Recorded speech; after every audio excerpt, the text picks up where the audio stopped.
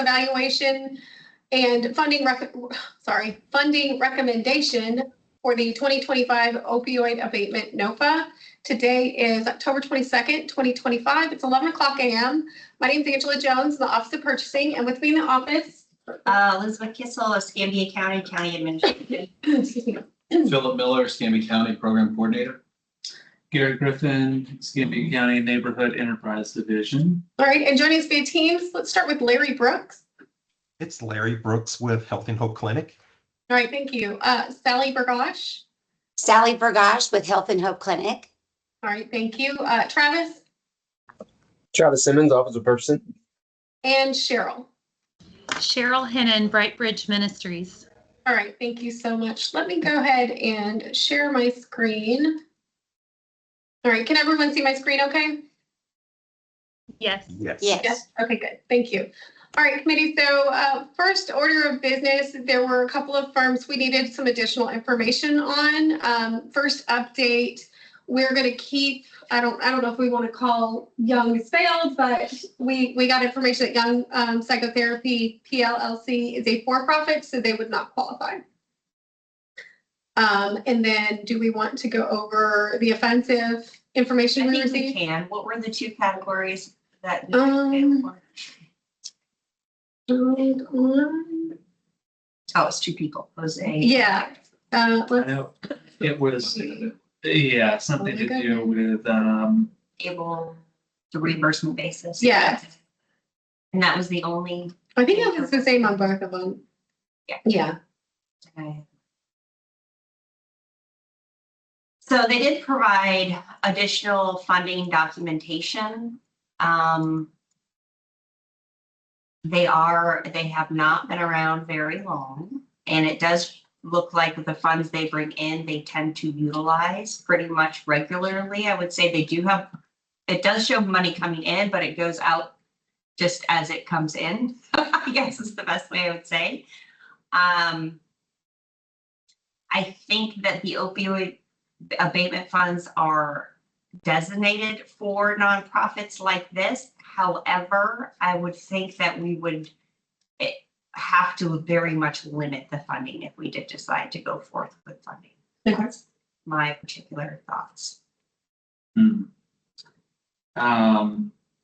yeah, I mean, what they submitted, doesn't really make me feel any better about their financial situation. You know, given that this is, they're looking to fund two positions, and offer reimbursement. You know, in what we've sent over, it would be,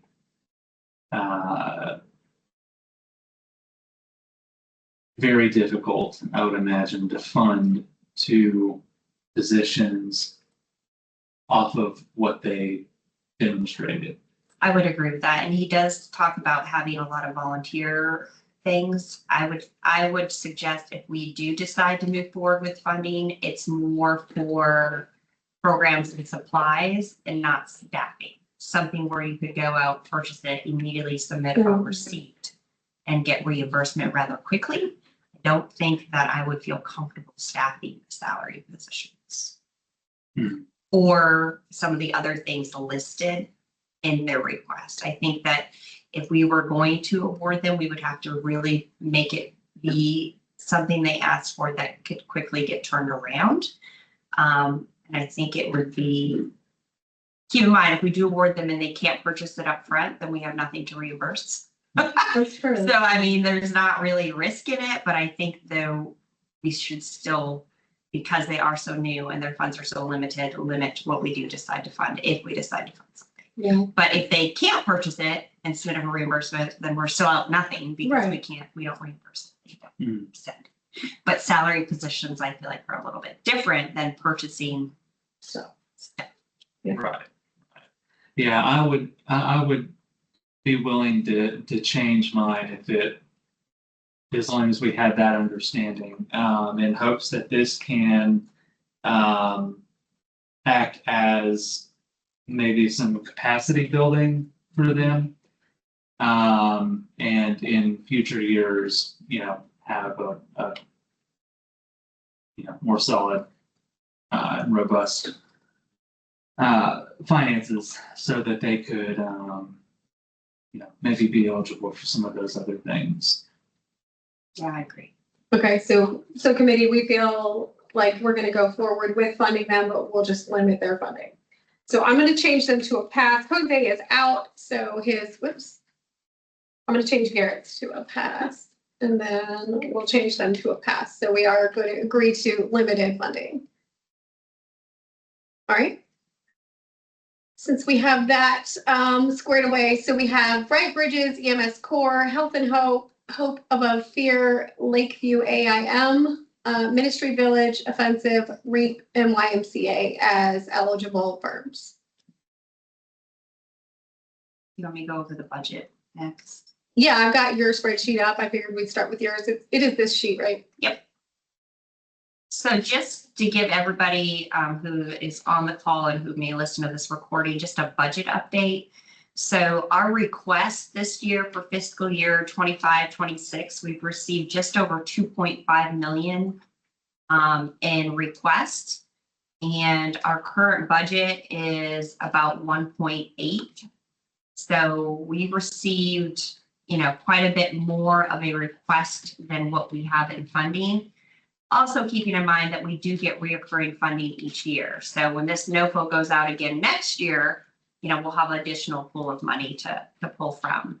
So with that being said, the next step in this process is to dig down into each nonprofit's ask and determine really what are our funding priorities to be able to provide a recommendation to the boards, that both being the opioid abatement board and then the board of county commissioners. So that's kind of the next steps that you're going to see here.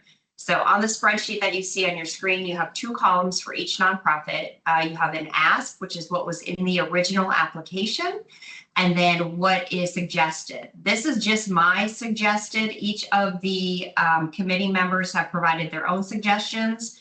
So we're going to really just discuss each one and decide where we think we should land.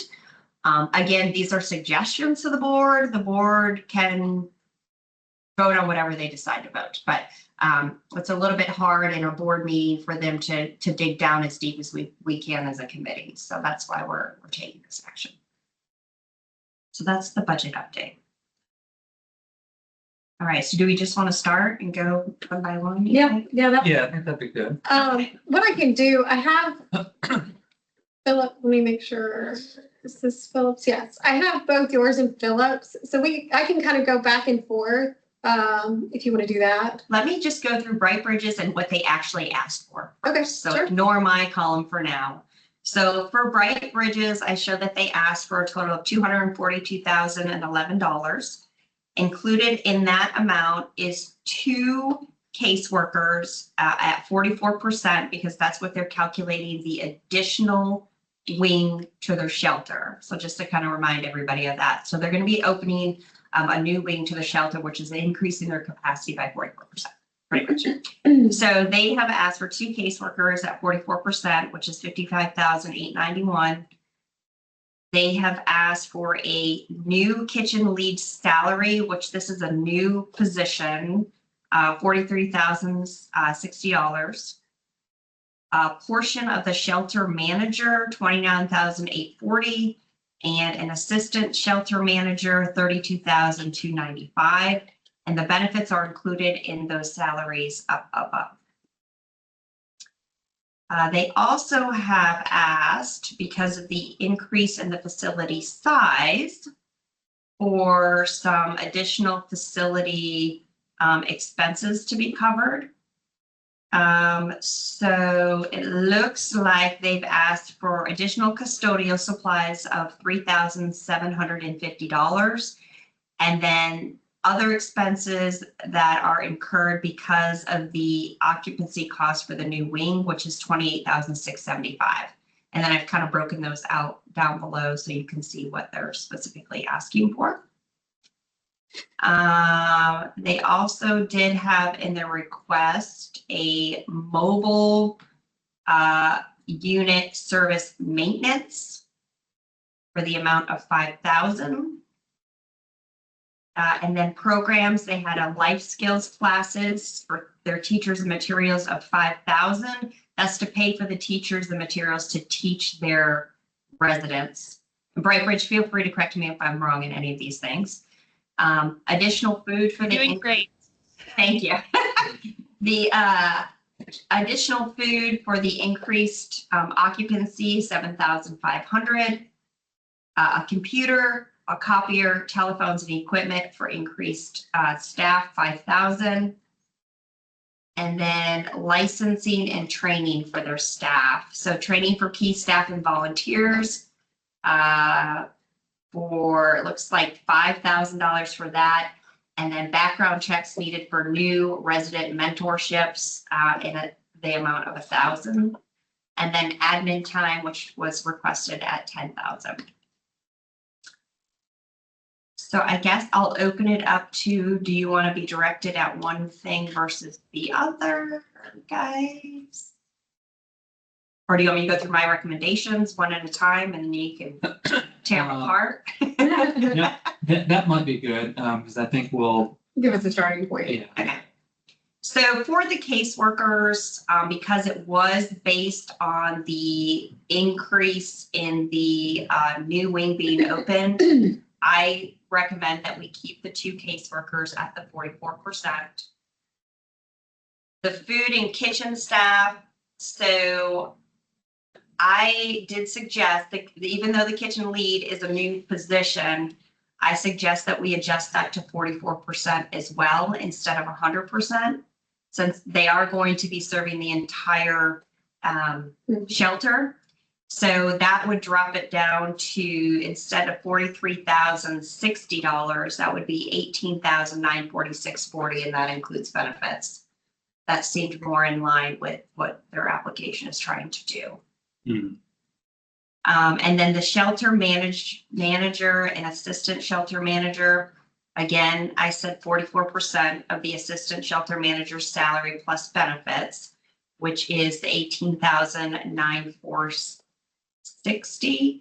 And I suggested removing the full shelter manager's salary and benefits because it's currently already a position, and they're adding on the assistant shelter manager that I think would carry a load for the new wing. Hmm. Thoughts on any of that regarding their salaries, or what my method to my madness? Yeah, I think it makes sense. Yeah, I'm supportive of that. And I like the percentage. That way we can justify expanded capacity that we're helping. Mhm. Okay, so that was the salaries and benefits. The next big one, the custodial supplies, the 3,750, and then the occupancy cost, the 28,675.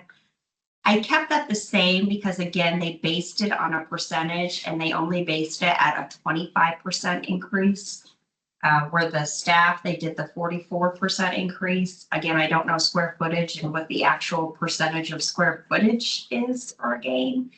But that was my thoughts. So for that one, and I'm not picking on this entity. I did this kind of across the board for all of them.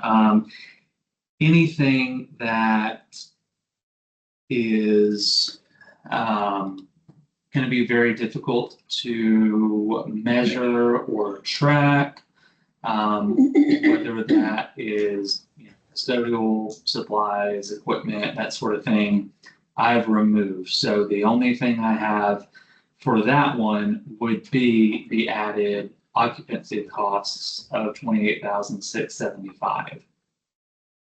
Okay, and then the way that you're envisioning that they would track that, obviously, they would submit the total bill and then we would just pay 25% of it. Right. So you would remove the custodial supplies because we can't prove where they actually were used. Is that? Yeah, I mean, when we get down to things that small, it's like, when we did 5 sprays of Clorox out of this bottle, I mean, That's true. it can just get in reporting, it can get very problematic. And I'm coming from the kind of HUD world, so maybe things are less strict in this world, but I'm just, that's my experience, so that's what I'm kind of going off of. Well, and that's why we added you to this committee, because I think that's good practice. A lot of what the Yeah, HUD stuff that's does. good practice, Yeah, the opioid abatement funding does not have the strict HUD requirements. However, our clerk's office does. Yeah.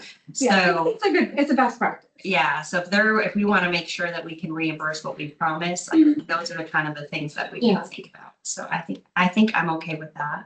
There you go. Okay, so So I'm gonna take the cost of the new wing, the 28,675, but remove the custodial supplies of 3,750. and remind me, we'll have to redo the total. Yep. When we get done. And I just put it on my spreadsheet in bold so I know what we're changed. Okay. The automobile fuel maintenance and insurance. So I know that we do not like to pay for maintenance. I took this from HUD.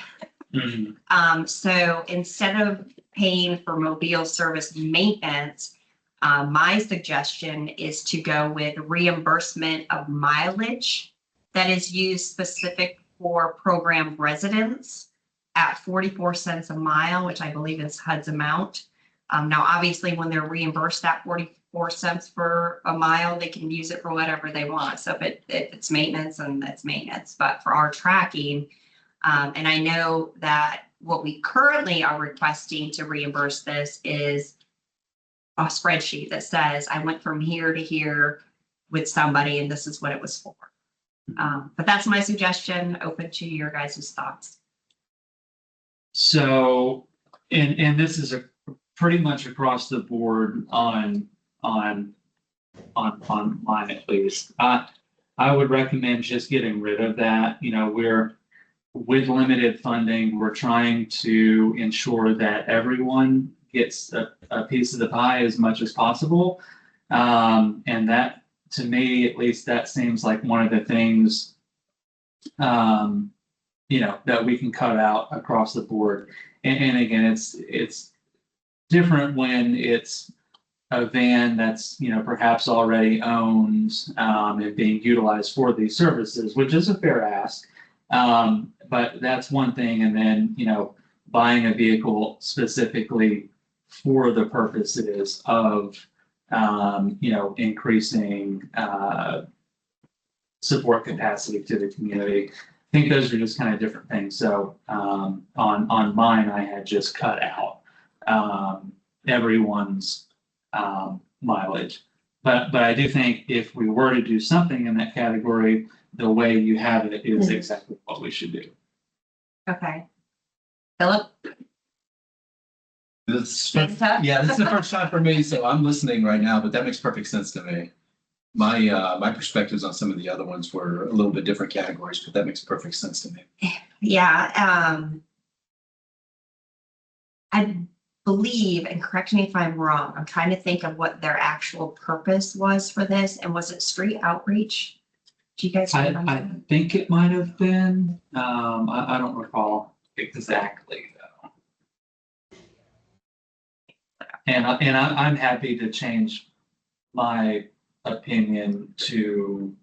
I will defer to you because you're used to tracking these, and selfishly, I don't have to track this grant. So, You little fella. uh, Let's see. I think it was street outreach. This is Bright Ridge, right? Yes. And the only reason why I'm asking is I think go ahead. I was going to say it really is just to get individuals. This is the first coordinating that treatment with our residents. I'm sorry, Cheryl, you were cutting out. We heard about every third And word. so it's getting back and forth. I did just realize that the feed went out right when I started speaking, but it's really for helping residents get back and forth for treatments, doctor's appointments, things of that nature. So is there a van that you currently already own that you utilize for this? Okay. Yes. So for that, it should be pretty easy to track if it's just back and forth the doctor's appointments. But I am happy to lower the amount and be consistent with what we put for this particular thing. So it's the funds need to be expended within a year. So maybe 2,000 or. But I do think we have to do mileage. We can't do service maintenance for sure. I'm trying to think what we did on home art. I think you did mileage in all of those. We definitely did mileage, but I can't remember how much. I believe we had taken, or well, I could be misremembering. I think we had taken kind of an average of what folks were asking. Yeah, I for think and you're kind right. of- Did it Yeah. across the board. Yeah. That one though, you had a lot more ask than we had money, Right. right? We had to whittle it way down. Mm. So, Well, why don't we do this? Why don't we keep it for now? And then if we think that $5,000 might go somewhere else, okay, let me we highlight can it. take it off. Mhm. And to, just for the sake of time in this meeting, I know no one expects us to, aggregate everyone's ask and, sit here and do math. But I think the approach of taking an average of what people were asking for And make and adjusting that, would be a fair thing. And that way people kind of know a little bit about Right. what to expect, or at least the method we're kind of going by. Okay. Next one is the life skills classes, and this is for the teachers and the materials at 5,000, and I kept that the same because I consider that actually hitting the people we need. I kept that the same as well. Okay. Additional food for the 44% increase, I kept the same. I did as well. Philip, you just got to add in here, buddy. I got you. He's just soaking. I it know all you're up. so good, you're a sponge. Computer, copier, telephone, and equipment, I kept the same. I'm assuming that, because it was just one ask, I believe. So, and again, this is just the me thing. Computers, copier, telephones, laptops, hotspots, I cut all of that out from everyone. Just because it's really, again, just from HUD world, it's really difficult to track. Improve it, your money. Right. Yeah, I forgot about that. We did go through that. Yeah. I'm okay. So we did fund it in the first round. Okay. Nobody's used it. Yeah, but again, you do things and you learn. Mhm. So I think,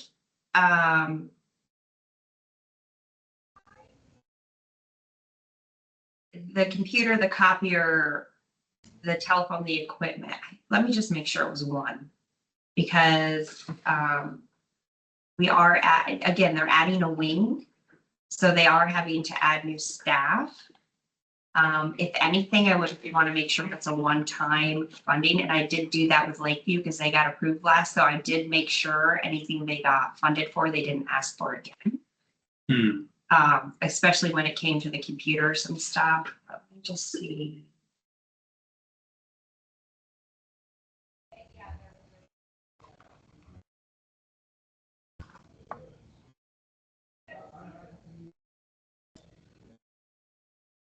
Cheryl, do you remember what the ask was for the computer, copiers and phones? Yes, it really, so it's really just, it is a line item in our budget, but obviously the new ones are these new positions, and obviously for the new wing, this new computers and such, and then new telephones and equipment and stuff. But I think part of it was also to pay for the phones for some of these people associated with this grant with caseworkers and whatnot.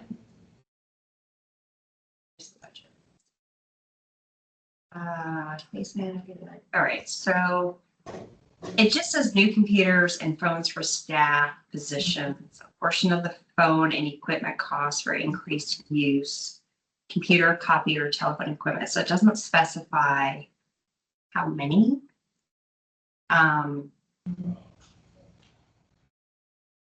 So, I mean, we certainly can limit to 2 and do 2,000 or something, but I know I did find it last year, like a one-time deal. Yeah, and on that, again, I will defer to you, since you have to keep track of it. So I want to put I'm going to add a note here, limit of 2, because we only are adding 2 staff positions. Hmm. And then I think that we can lower it down to 2,500. I don't think they need 5,000. I mean, you can get a computer for $500.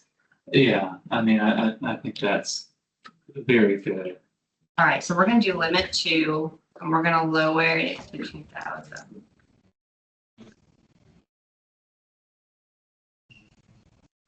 Shoot, so I removed, Two computers. yeah. 2 computers, 1 copier.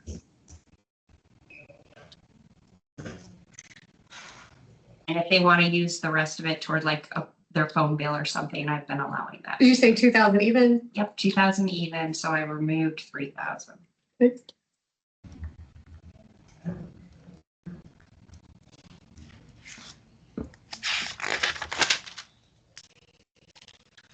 All right, the next one you have is licenses and training. So it was 5,000 opioid abatement specific training, because they are, remember, gonna keep some of the beds for core patients and stuff like that. And then background checks for volunteers for 1,000. I kept that the same. You guys kept that the same? I did. And then I kept their 10,000 admin time the same because it was below the 10%. Was across the board. I think I reduced a lot of the admin time. I know it's set that to 10%, but I reduced that. Yeah, there were some scenarios that I did too. 8% is what I went with most of them. EMS core.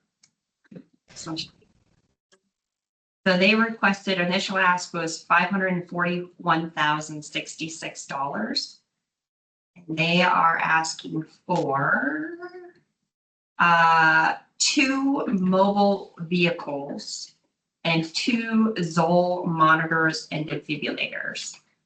Because we don't have this right now, and we don't really have any metrics to see success or what our return is, I lowered it to 1 ask. And then when they have a year of reporting and success and stats and statistics for us, then maybe we could find another, but was my recommendation. Mhm.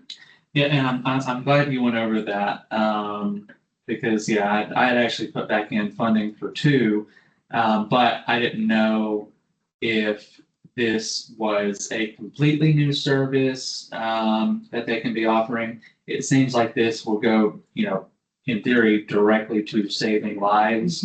I mean, all this work does the same thing, but yeah, this is something that's completely brand new, and we don't have, metrics we can review to determine what increased capacity is needed. I think starting with 1 makes the most sense. Yeah, and the core program has been running. We know that's successful. Right. But they've currently just been doing this monitoring and treatment and stuff wherever they can. Mhm. And Doing a SUV, they said. yeah, and sometimes it's the street, or a hotel room or Yeah, something. yeah. And this allows the patient to actually get into it. Right. So I think it's a great thing, but I'd like to see what we do with it before Yeah. I give them 2. Get some measurable data. Yeah. 50% reduction. Yeah, and I'm sure they're listening, but the more they can track that this Mhm. year, The better. and statistics they can get, that would be. For 2 is just for redundancy, I think, I'm sure. Probably. Yeah. Yeah. All right, so that's that one, Health and Hope. Their original ask was 260,000. They asked for one case manager at 100%, one RN at 100%, one behavioral health at 50%. And the amounts you see there include the benefits. I did not change any of their staffing recommendations. I love those the same as well. Okay, perfect. Let's go to the next category. The next thing I have that they asked for is the wellness programming and language service at 15,000. I didn't change that because it's something that goes directly to citizens, but I'm open to. Under utilities, Oh, did I'm showing $10,000 there.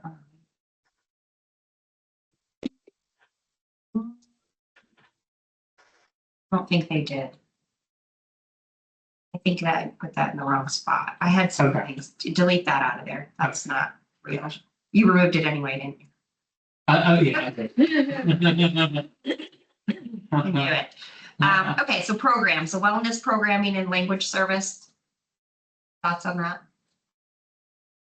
I would want to know, I mean, I think it's fair to leave that in. I would be curious to know if this is to subsidize what they're currently doing, or if this represents expansion into these target populations. Well, Sally's on, I think. I am. Am I allowed to talk? Yeah. Oh, good. Yes, it represents an expansion of services and addressing the huge language barrier we are currently experiencing every day. Sally, is this 100% of the cost or is it a percentage? No, it's a percentage. And we've tried everything not to have to fund this piece, but we're at the point where we need to find some funding. Okay, and as far as invoicing goes for this particular service, how would you break out our funding costs versus other funding costs? Would you just bill us the first few bills up front until we exceeded our 15,000 and then? Correct. That's exactly how we would do it. We'll take, right, from this funding first, and then we would start using other funding. Okay. All right, the next section she has is supply. So we have the Narcan kit and the kits for 15,000, and purchasing key medications at 20,000. I did reduce the Narcan by 10,000 because I feel like that's pretty readily available right now for our community. And then I also did reduce the purchasing non-controlled medication, the 10,000.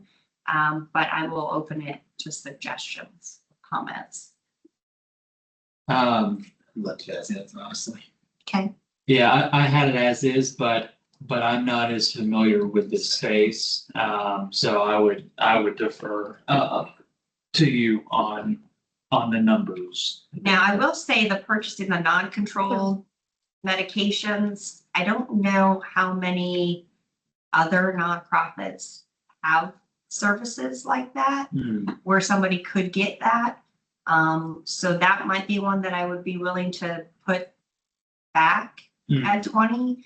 But I do know the Narcan is pretty readily available. Yeah. How do you define the non-control? There was a list actually Okay. in her application Right. that had, did it list all of the medications, Sally? No, and we're in mass distribution programs with 4 of the 15 pharmaceutical companies that help with this area. So this is a definite need, and the bill is going up as things turn generic, and then we don't get it for free anymore. So this is stuff also that would accompany the mental health piece, the preventative piece of addressing anxiety, depression, those things that we're seeing every day in our health and wellness wing. So I So this- think for Yeah, that go one, Sally, we probably would want a specific list of medications and exactly what it treats. Just to make sure that it aligns with the preventative opioid addiction. So like your mental health, those kind of things. I'm more than happy to get that for you. Yep. Let's move that back to 20,000 because I do think that we don't have a lot of, For the non-controlled. yeah.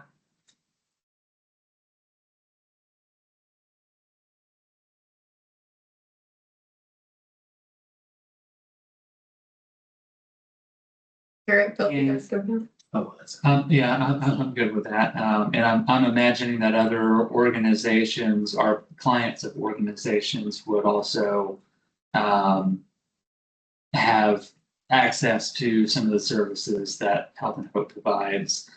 And then just, in these applications, again, not being as familiar with the space, it did seem a little odd to me that folks weren't asking for Narcan, and I don't know if that's because It's readily available. it's readily okay. Mhm. But yeah, I know it's a frontline treatment that saves lives, so I know it's very important. But is there?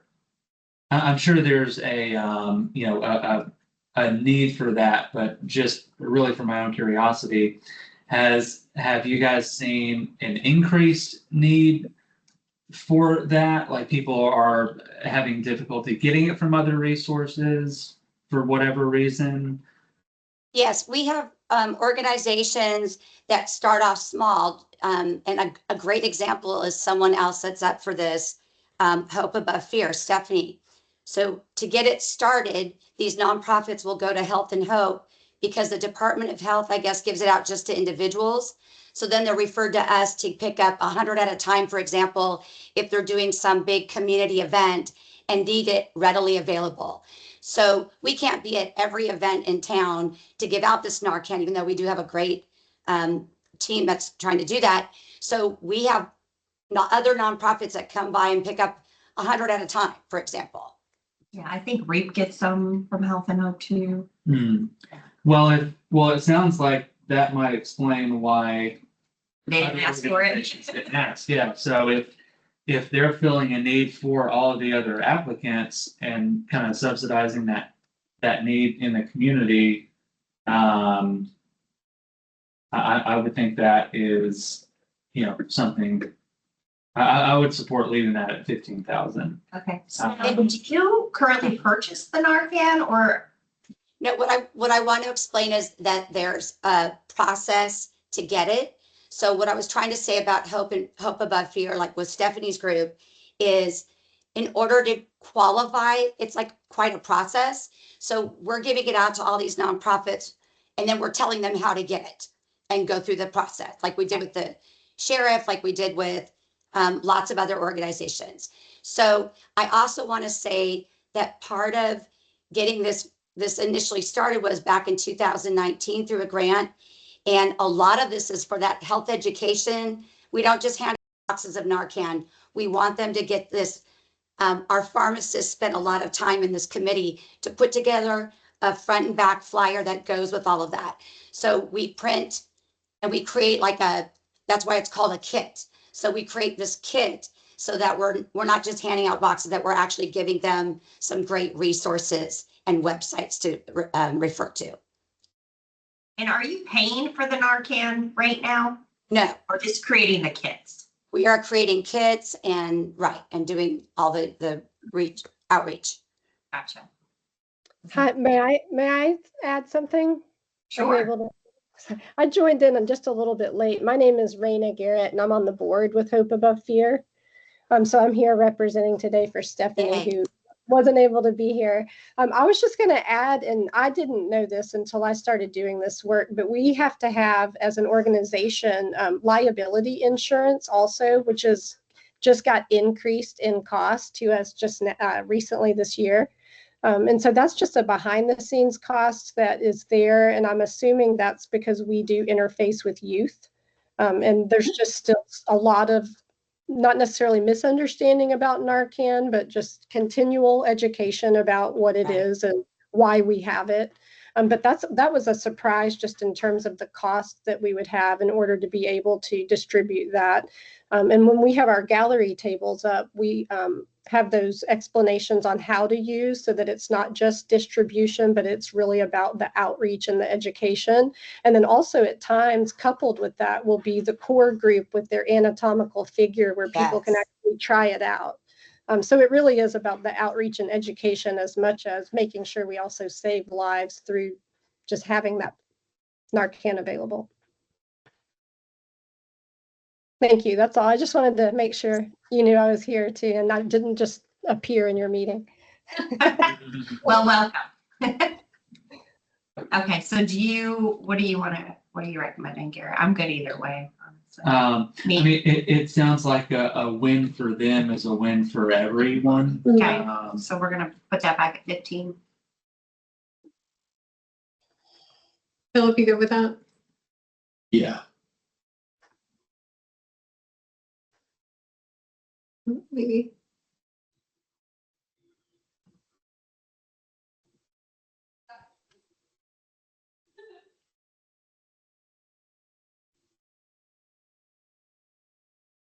Okay, the next section we have is the communications. So this one, Together app development at 20,000. I lowered it to 12,500, but I pulled that number out of thin air. I don't know if it's currently being developed and they needed to finish it, or if that's 100% of the cost for this app, or what would you do? Yeah, I left it because I didn't know really what it is. I would be curious to learn more about it. I mean, typically from my background, if I were to see something about an app development, I mean, it would just be a no. Okay. Immediately. But again, being new to this space. Yeah, this is a different demographic than what Right. you're used to dealing with. Right. But yeah, I mean, if this is, I'd be curious to know more about it, and if this is. I didn't know what the efficacy was. Right. Right. That's Yeah. Let's skip over that and come back to that one, because that's a What's very that? different, weird thing. Okay, I'm just gonna make it orange. That's our, hey, come back to me. Okay, so the next one is office supplies. So they asked for 2 laptops and mobile hotspots for 5,000. I lowered it down to 1. I mean, I'll lower it down to 0. I know you did. Sweet little fellow. I actually contradicted myself about that because that seemed reasonable to me for 2 caseworkers, 2 laptops. And I'll have 5. It seemed reasonable to me. Yeah, so I think I'm good with 1 computer per person per nonprofit. I don't think I want to do any more, but let's keep it consistent. Let's remember that as a rule. All right, so that one we're gonna leave with the remove of 1. So they get 1 laptop, 1 hotspot. The next one is training supplies and materials at 20,000 for a bunch, and then peer specialist certification at 10,000. The training supplies and materials, so those were for CPR Anywhere kits, trauma-informed care manuals, volunteer toolkits, BLS certification materials, and then the peer specialist certification was trauma-informed care, CPR training materials, and ensure volunteers and staff meet standards. I did the training supplies and materials. I lowered that to 10,000. 20,000 seemed like a lot, and then I did leave the peer specialist certification at 10,000 because I do think that's important. They have the training, but I'm open to discussion. Yeah, 20,000 did seem, high, but I didn't know if that was, sometimes I know in the in hazardous material field, sometimes it's difficult to get the training equipment. It's a high upfront, but then once you have it, there's minimal maintenance involved, and it will continue to benefit.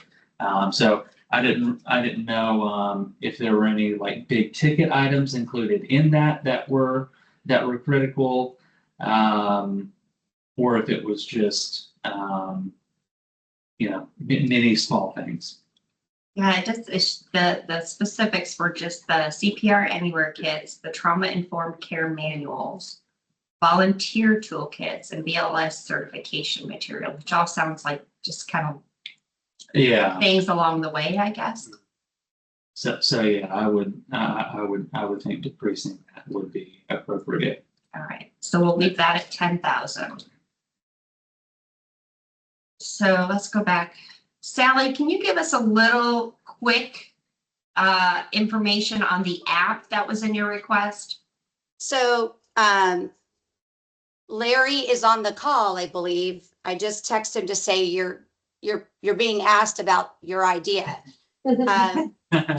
Yeah. So it's really a great concept, and we're seeing it more and more in healthcare across the board. And then they're even adding in like a language component to give people that are already feeling isolated, that don't speak English, it's giving them a community. So that's really essentially what it is it's making them feel like they're part of a community and they're not alone. It helps with resources, diverting them to, to other ways of getting help. I wish he would answer, because he has like this whole explanation about his idea, and he's already lined up 2 interns to get it rolling. And I said, do not spend any money till they approve it. And I think this is a category that you guys emphasized, if I remember right, reading the long application about it. But anyway, he really was excited about this app and to be able to offer it to not only all our patients, but also to people coming in for all the health education in our health and wellness wing that's open to the community. Okay. Yeah. So the goal was to ensure that we were, so the reason for the additional laptops is that our shop currently is mostly Windows based, and acquiring a Macintosh PC will allow us to go cross-platform. So being able to support the Apple platform as well as the Android platform. Additionally, the content that would be provided in there will give us the platform to be able to handle some of the languages that we're experiencing in the clinic, from Vietnamese to Haitian Creole, in addition to the Spanish that we're doing. Also, having the ability to not, in addition to the content that we're producing that takes up a lot of staff time when we're going out and doing the community events, being able to have that available in electronic form so that we can update that without having to go through a lot of consumables, and making that content available electronically on both the platforms, gives us the ability to kind of host that content, update it in real time, and also give us that platform so that we can actually add additional features to support the multilingual community that we're dealing with. Yesterday, during one of our intake sessions, we did not have one of our Spanish-speaking interpreters available. And so we were fumbling with different pieces of technology to be able to support the young woman who came in to get services. So we eventually got her son on the line, in addition to having some makeshift language translation available, so that we had 3 staff members actually trying to help this person that came into the clinic without turning her away. Oftentimes people are only able to come in at a specific time. And so if they're making the effort to come in on their day off during a particular time when they have transportation, we don't want to send them away. And if we do send them away, or when they do leave the clinic, we want to be able to provide them with some tools and utilities that they're able to point to or have access to once they leave the clinic. So that's the purpose of the pieces of technologies that we're requesting, and the volunteers that we've been able to source from UWF to be able to help consolidate some of this technology, and being able to put that in the hands of the visitors to the clinic. Okay, thank you. We appreciate it, Larry. Thank you. Thank you, Larry. All right, what are your guys' thoughts? Well, is that to suggest that we have turned away people because of a language barrier? I mean, what are we doing right now without this app? Well, it just sounds like they got their son on the phone, or, I mean, There's struggle. plenty of other Resource. commercial apps, right, that I've seen people talking to and holding, so I guess I'm struggling a little bit, what need that's gonna meet more than what's commercially available right now that you. For a translator. Correct. I got you. Some of the other things you mentioned, so the various language, Making the materials available. the community events, the health education Yeah. available. I think it's a great idea. I think that it's a little bit too broad of a coverage for who it's going to address with opioid abatement funding. I don't know that it really drills in on an opioid abatement issue. I was more on the financial side, understanding we have a finite amount of resources, and this one, again, was a little bit undefined for me, so that was, if we have to make reductions, that was a place that I would look, especially for 20K. Yeah. Yeah, I would tend to agree. While it sounds like it's a need, certainly, there could be other avenues, and this funding might not be the most appropriate funding to cover it. Yeah, I'm gonna agree with that. And maybe if you can refine it a little bit further, specifically to address opioid abatement addiction, we could maybe, I would feel a little bit more about this particular funding or a portion of it that went specifically to that. But yeah, I think it looks like we're awarding just about everything else to these guys. This is where I would cut as well. So you want to take this off Yeah, altogether? That was, sorry, guys. And there's always next year, maybe they get the app and they have measurable data from it. Yeah, that would be very helpful. All right, the next one we got is Hope Above Fear. So for this particular one, I'm just gonna go through staffing again like we have been. So they asked for one program director at 100% salary, one prevention coordinator at 50% of their salary, one case manager at 50%, or I'm sorry, at 75% of their salary, and peer support, two peer supports at 50% of their salary. And then the benefits are calculated below at 20% is what they estimated the benefits at. When I went through there, the only reduction cut that I made is on the program director. I reduced it by 50%. So instead of paying the full 50,000, I said 25,000. I kind of went back and forth on this, to be quite honest. I'm not sure why the percentages are different, like why 100% on program director, 50% on a prevention coordinator, 75% on a case manager. I mean, I don't know if we can make it consistent across the board or if it doesn't matter. Anyway, you slice the bread. If we just stick with, it looks like we could just stick with 50% across the board.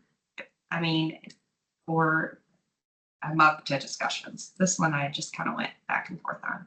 I do think that though some of the positions they're asking for are very important, peer support, case managers, prevention coordinators. I think those are very important. Program director, yes, you have to have one, but how are they being paid now? I'm not quite sure. Might be some kind of other grant or something along those lines. Yeah, I think anytime, I think likely the case with this applicant is. They're also very new. Yeah, new, and then trying to be upfront and forthright. But sometimes when there are differentials in numbers without something that explains that, it can be a little confusing. But I will say I think their intentions are probably good. And trying to be honest, which is why there are some differences there. But that is an assumption. But I left all of that as they requested, but I did cut elsewhere. Okay. So do you want to keep the program director at 100%, or are you okay lowering it by 20 to 50? If if they're on, I would be curious to hear, what I'm thinking is they're expanding services, they're going to hire a new program director. And then that program director, who will be primarily focused on this, will bring in the other folks as needed for some support services. But that's just my assumption. Yes, hello, me again. Amy. I'm representing Hope Above Fear today. I wish Stephanie could be here to more clearly define those number differentiations for you, but the organization is brand new. We just got our first building, so we're actually in a building. Our first 2 paid positions were from our last grant from the Escambia County Children's Fund. And so that's paying for our first 2 ever paid positions, which are the prevention coordinators. So this director position would be brand new. And I can't speak exactly to the ratios that were assigned there, but I can certainly report back any suggestions about those ratios, or report back to you, or have Stephanie report back to you about clarifying those specific numbers.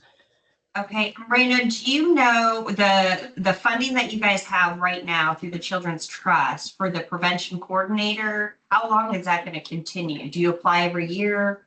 Okay. That was a one-time grant. You might be able to reapply for a second fund, but it was an independent individual award. So it's not sustainable in terms of an outlet to support those positions. Okay.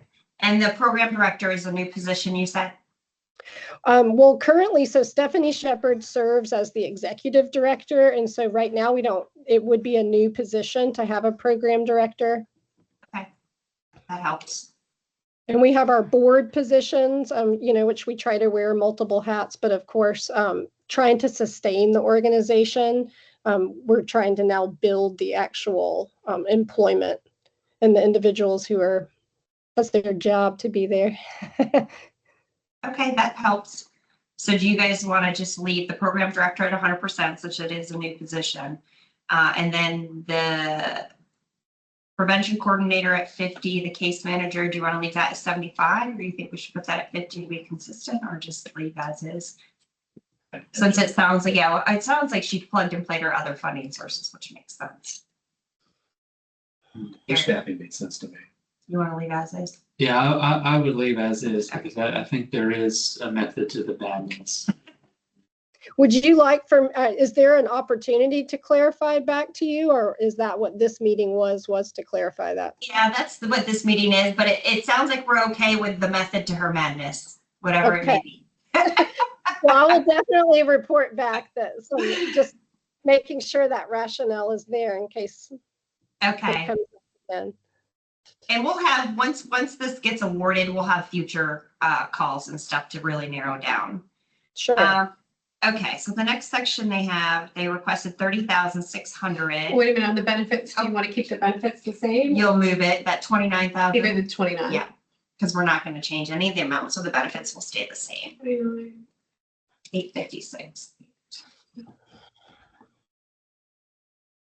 Okay.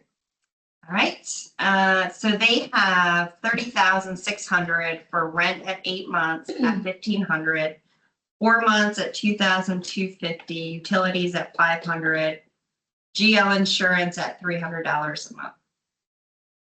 Again, one of the things I went back and forth with.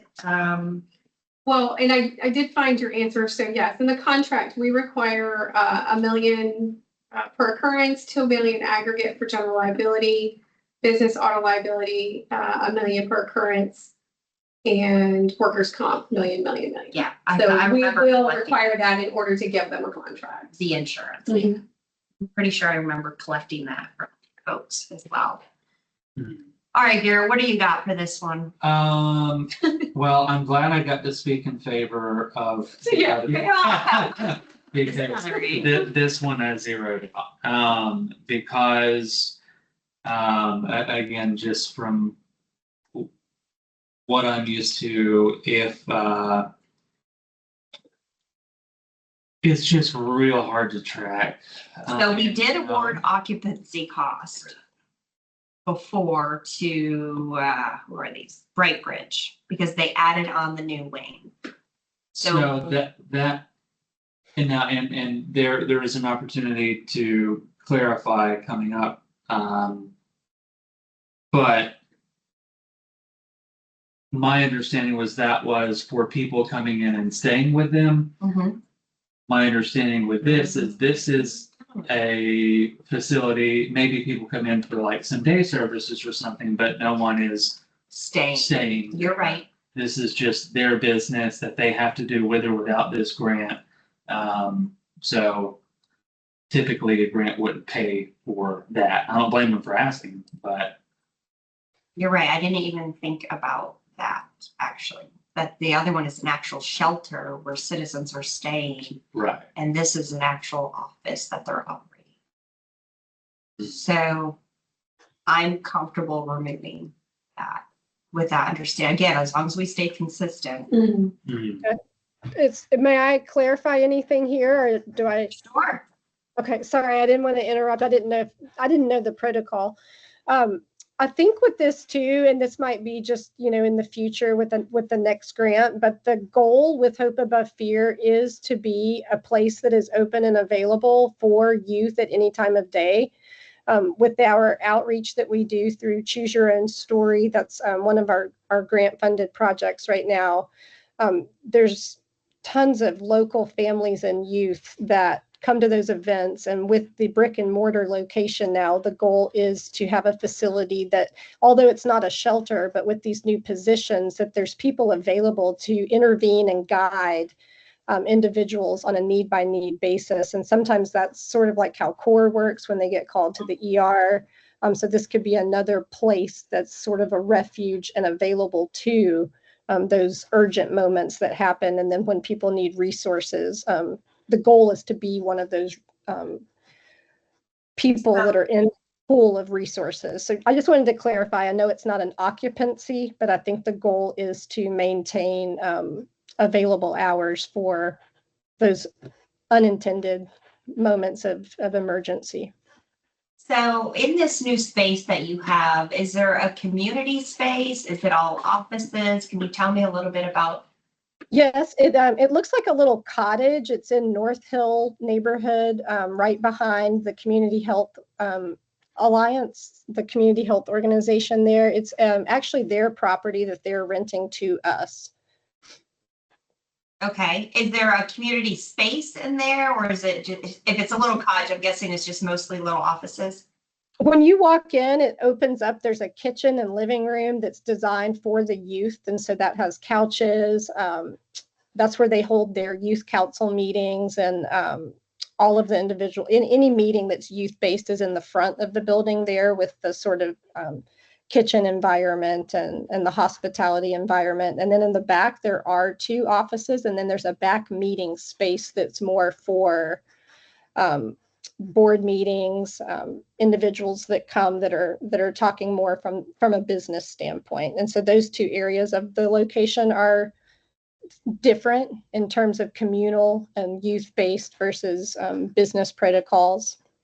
There's also currently, because it was already in place, a private AA meeting that's being held in the back, and that was already established. And so that's something that's being honored, that's being held there, I think either once a month or once a week, but that's considered a private meeting. It's not a public meeting. Okay, that helps. So it's Thank you. I guess it's got some multi-use potential in the future, depending on the partnerships that Hope Above Fear attains. And now that they have been, I don't know if you saw the new ad in the newspaper about, they've been declared now an intervention system in the high schools for the first-time offender students who have vape offenses. And so they're going to be working now with more and more youth coming in for volunteer services. And that was the other important reason for having the brick and mortar location. Some of the grants we didn't even qualify for until we had a brick and mortar location. And so that was the push also. There was multiple reasons why we needed the brick and mortar location, but some of them were logistic and some of them were more for the sustaining the community purpose. Okay, thank you for that.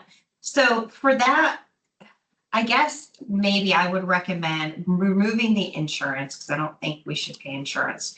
And maybe recommending 25% of the rent and utilities, since they are using about that percentage of the building for actual student events. What was the difference in the two rent amounts? What happens in those 4 months that it's $700 more? for 4 I'm months? guessing that's just what they laid out for them. Or do you know if you currently have a grant helping pay the first 8 months?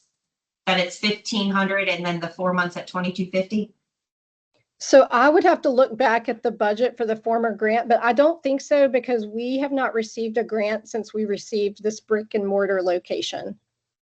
So maybe they gave him a reduced rent or something? If this is a They topic. did.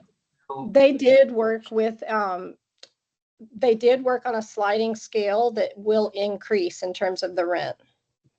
And they can, she has the paperwork on the rent agreement from Community Health that we can submit. Okay. Yeah. If they're trying to compensate for decreased profits in some of the busier months Right. around here, Right. where they would be renting out for more. Mhm. I would think that's probably it. That makes sense for when if you calculate the months and the timeline. Yeah. All right, so thoughts on removing the insurance and doing the rent and utilities at 25%? I would just say, I feel like it would be a little bit of conflict of interest if we're paying them for the insurance we're requiring them to have. I agree. I feel a little icky about that, but that's up to y'all. That's why I say remove the Yeah, insurance. yeah. Yeah, and I would also remove utilities, and then I think I would say no to everything, but I do understand and like that we can put a percentage and some reasoning behind it. For this program expansion, roughly 25% of the building will be used for these services this money is going towards. So I think that's a good compromise. So I'm sorry, what was that? Are we keeping the rent or are we? So we're keeping the rent, but we're gonna say that we will support 25%. Okay.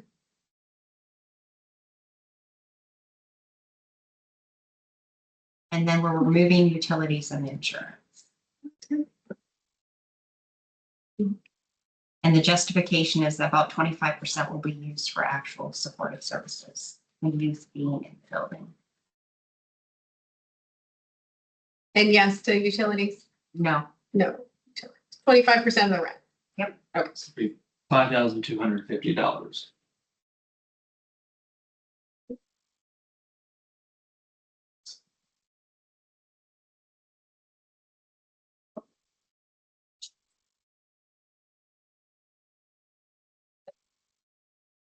it's popping me all over the place. Sorry, guys, this is taking a long one. Fast one. Let's try to. Are you guys good? I'm good. I'm good. Do you guys have any scheduling conflicts? Not yet. Okay. But Liz said she'd buy pizzas. Yeah. Man, I already Well, would have ordered it if I had known. Yeah. All right, youth services is the next, is that what we got next? We had marketing. Oh, program brochures. So they have 30,750 for, well, there's a billboard for 10,000, 20,000 for videos, and 750 for, I think those were brochures. So I think these are very important. I don't think we have any other people doing this kind of thing. They target the youth, they're in the schools. I don't know how much a billboard costs. Well, I do know videos. Videos are pretty expensive because we've solicited one, and this was probably about 2 years ago. It was around 25 grand. So A video? Yeah, a video. So I think their video is pretty decent Okay. on the money. It's good Yeah, to know. we just got a grant for a video and the video was $30,000. I couldn't believe it. Oh, It's through yeah. the Calliope Films, which is a local film organization. And the That's pretty editing, if you want any editing, it is minute by minute cost. It's we were going to edit some stuff to make it approved for the school once the school wanted the video to be shown at the school. It was going to be $5,000 just for the edits. So this video work is really expensive. Yeah, that's crazy.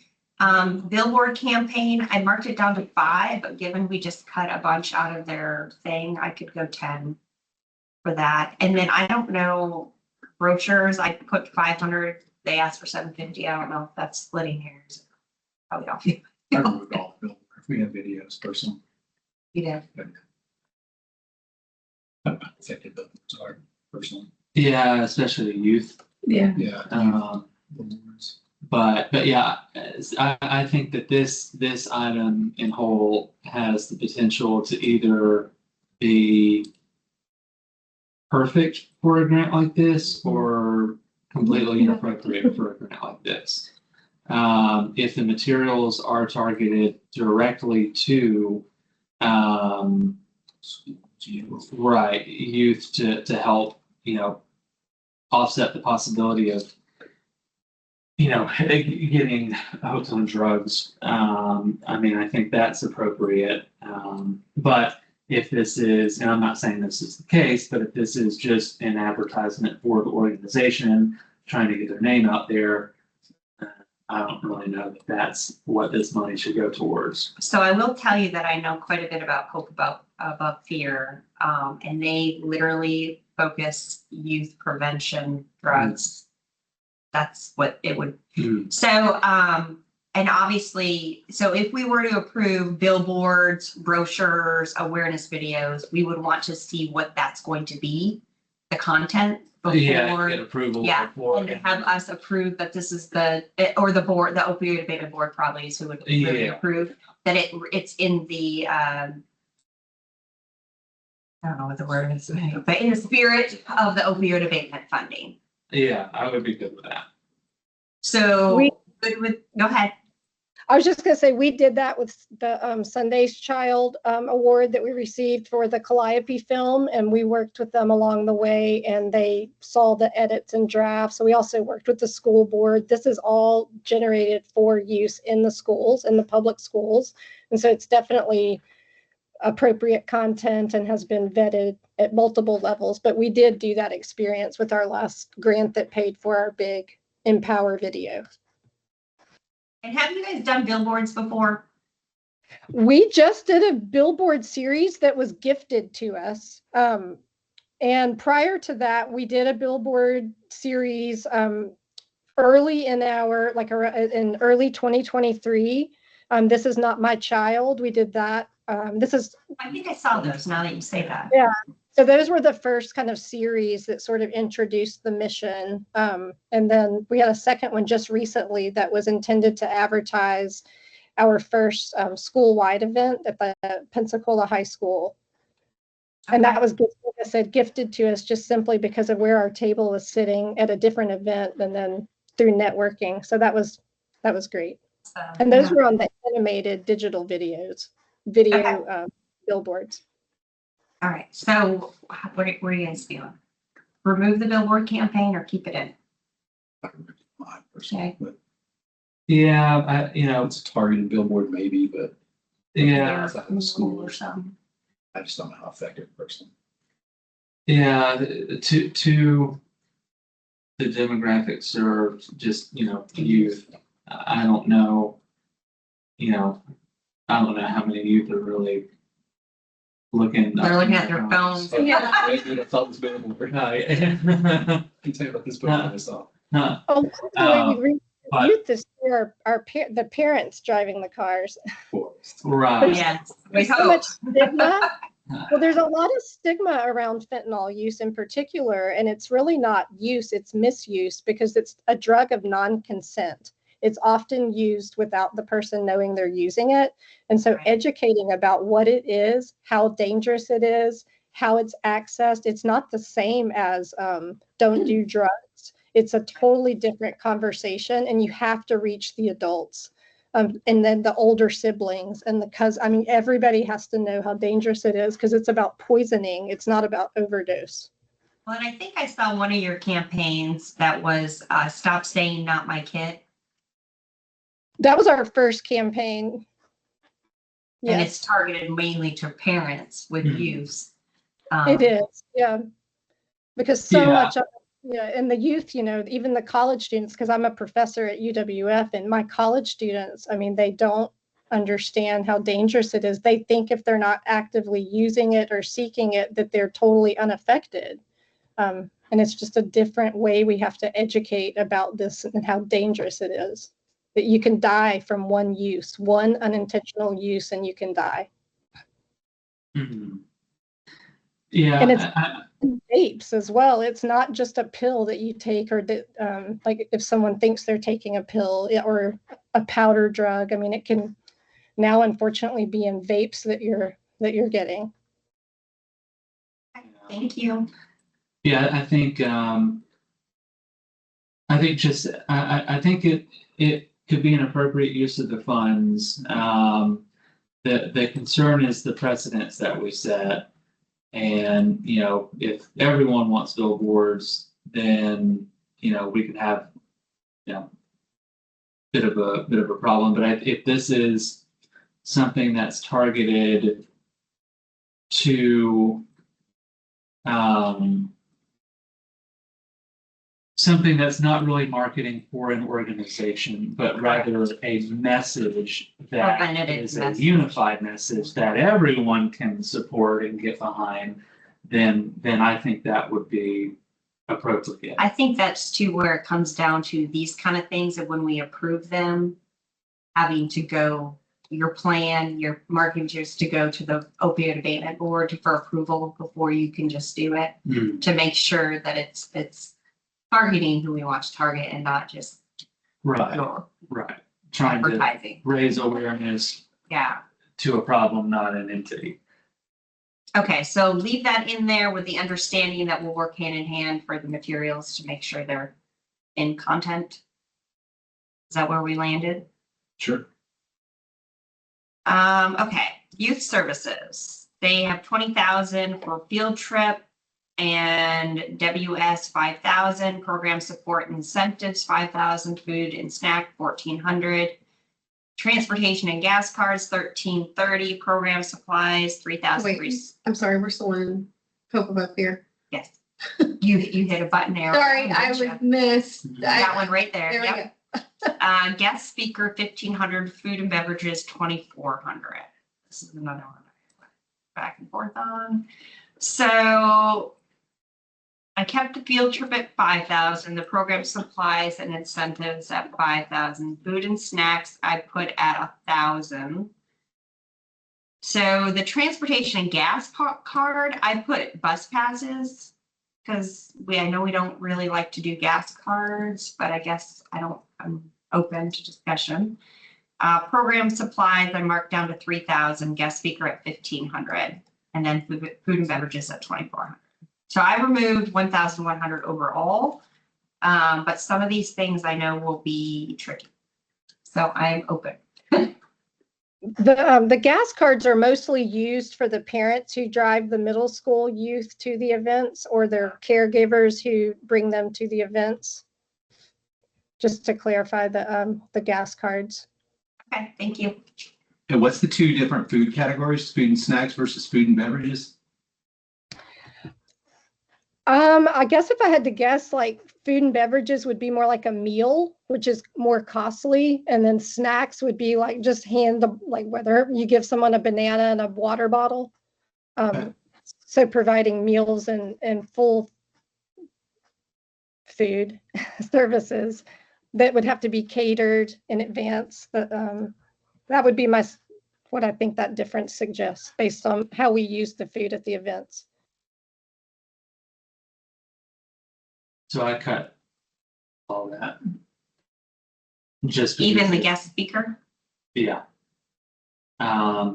Just because it's very difficult for us to track. Totally. Now, a guest speaker.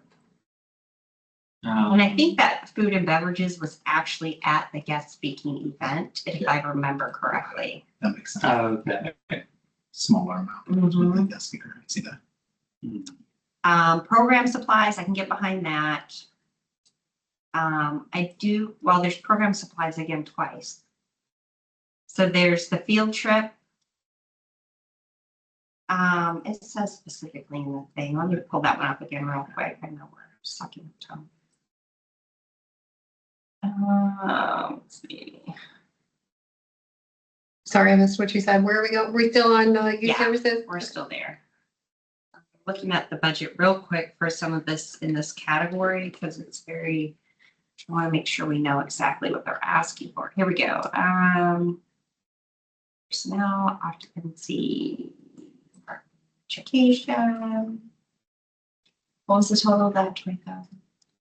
All right, so they have for prevention, choose your story gatherings and youth advisory council are supported through field trips and in-house workshops, 5,000.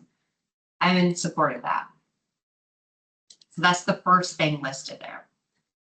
Program supplies and incentives, they have 5,000, not very specific. Food and snacks, 1,400. Gas card incentives, 1,330.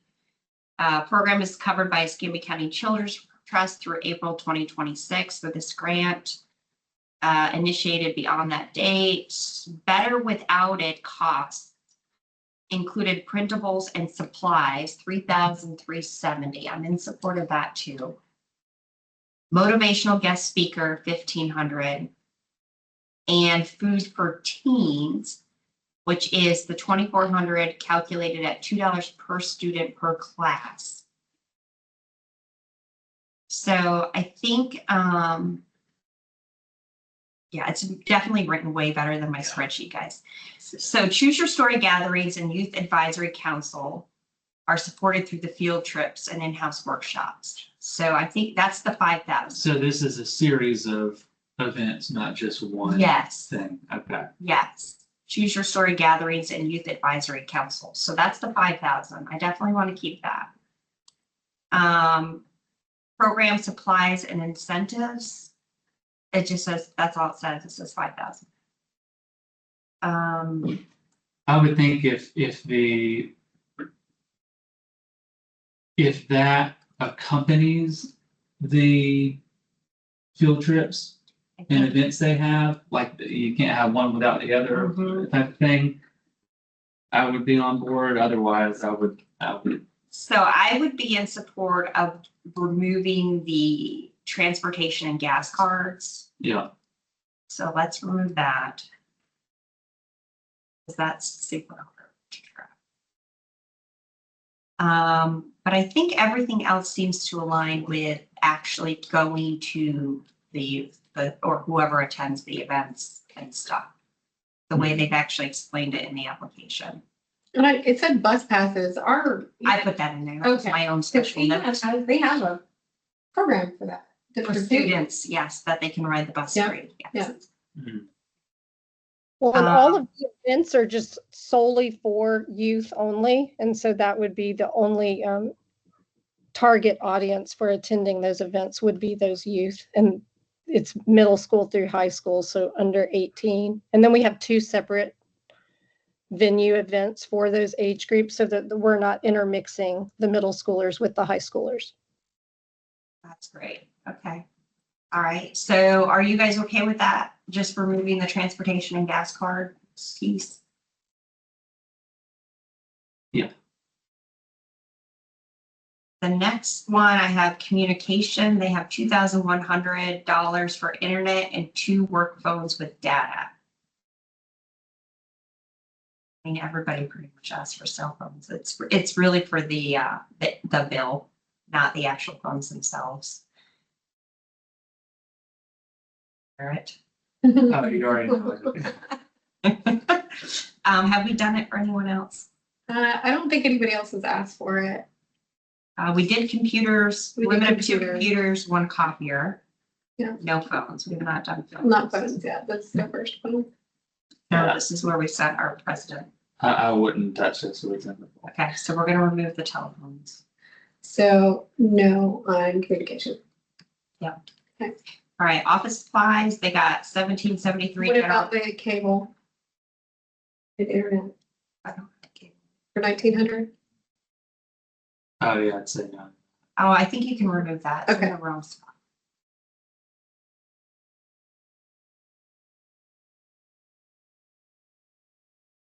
All right, office supplies, so 1773, general office supplies, $900, medication lock boxes, oh wait, am I in the wrong spot?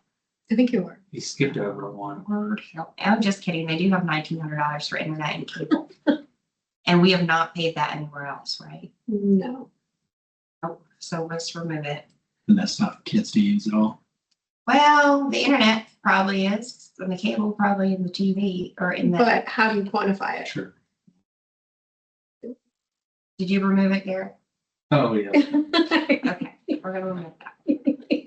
All right, office supplies, $3,000 for office supplies, including ink, copier and ink paper. What do you guys have for that?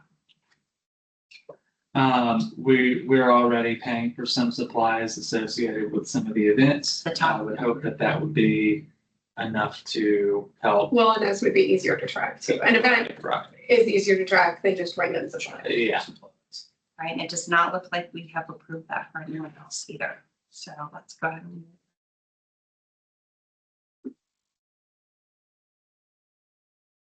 Hey, this is Stephanie Shepard. I'm sorry, I hopped on a little bit late due to another meeting, but are you able to hear me?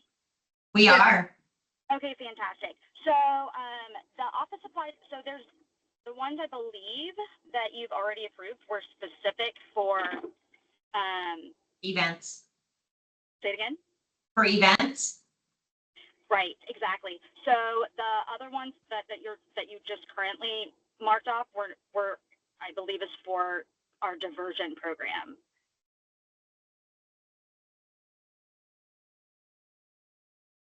Let me look real quick. I'm looking at your application. Hold tight. Yeah.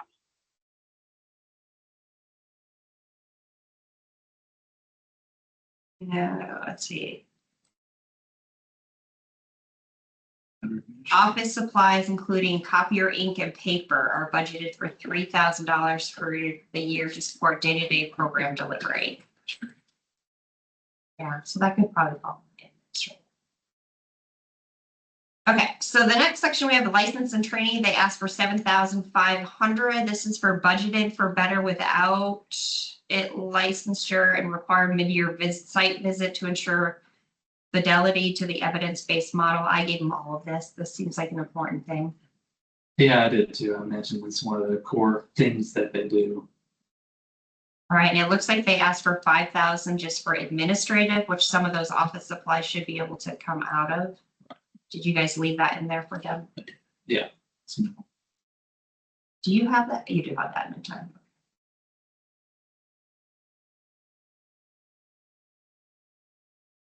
All right, next one, Lakeview, AIM, CAT. This is the one that they were awarded last year as well, so I kind of tried to compare what they asked for versus what they didn't. So we'll just go through the top parts, the employees first. They asked for one case manager at 100%, one peer support at 100%, one counselor at 100%, and one administrative assistant at 50%. I left everything except for I removed the administrative assistant because we are adding 3 FTE and they're getting admin cost. I left the staff as. You didn't remove the admin assistant. Yeah, correct. Are you okay with me removing the admin assistant? Yeah. I imagine this would be to help offset. Well, how much admin are they asking for? $17,369.17, and then admin time.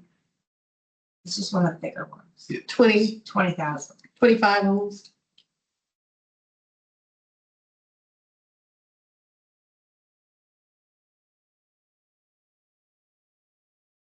Circle back. See what we do to the rest. Yeah, I would. I will tell you that in their application last year, they did not need an admin assistant. Okay, then I would cut it. I agree then. They were able to succeed without that. Hmm. And then the benefits are not added into the salary. They're down at the bottom there.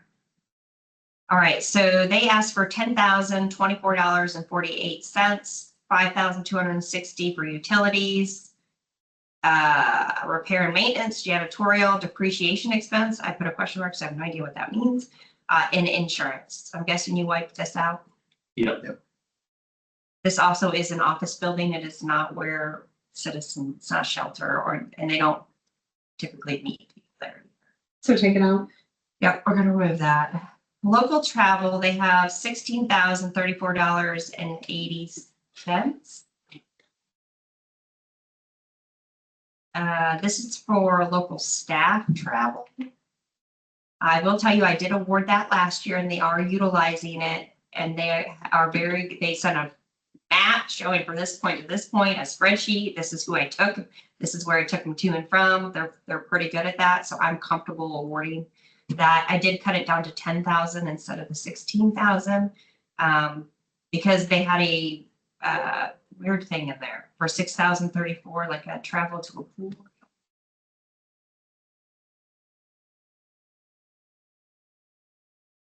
This is like you. Yeah.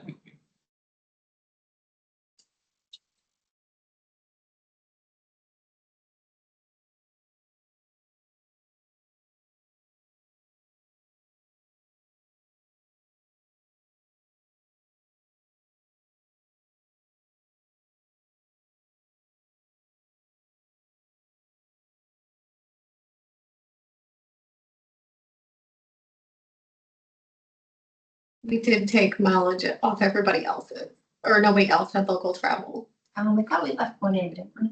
not local travel. No, Vehicle maintenance, that mileage. this one. Yeah. We were coming back to. The intent is the same, I'm sure. Yeah, it's just taking people from one place to the next, Right. from appointment to. Oops. Oh, here we go. So they had a motor pool. The local travel ask was 8,650.80. So that was just taking people to and from their appointments. But that was the 8,650.80. And then the 7,384, that was for, it says motor pool.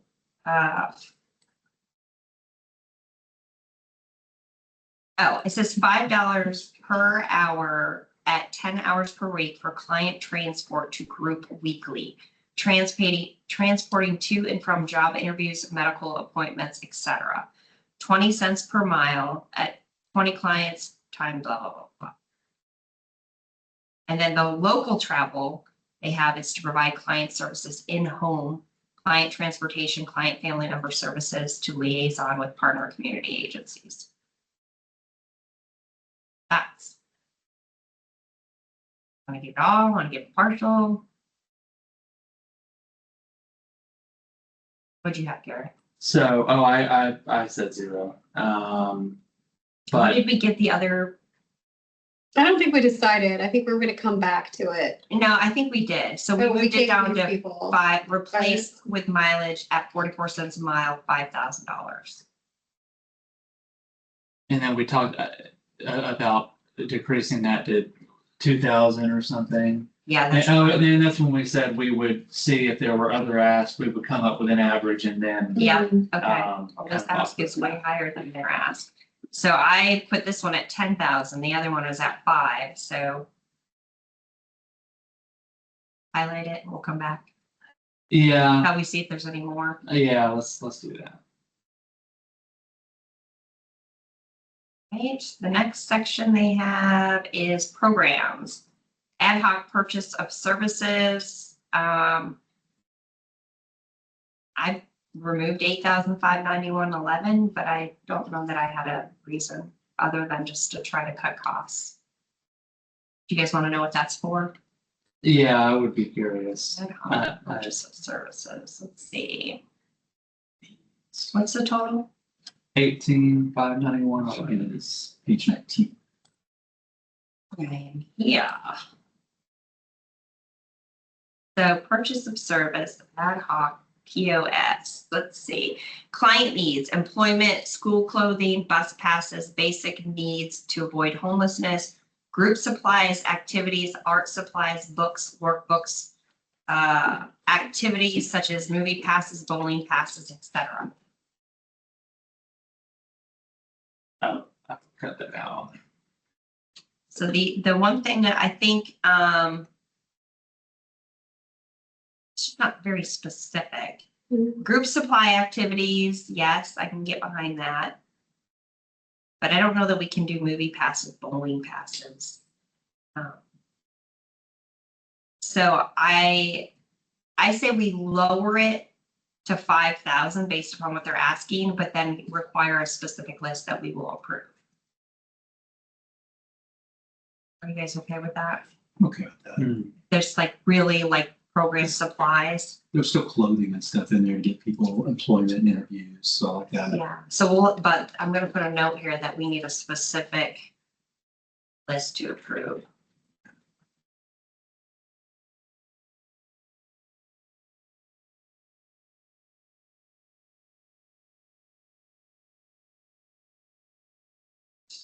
Communications, cell phones, have it in red.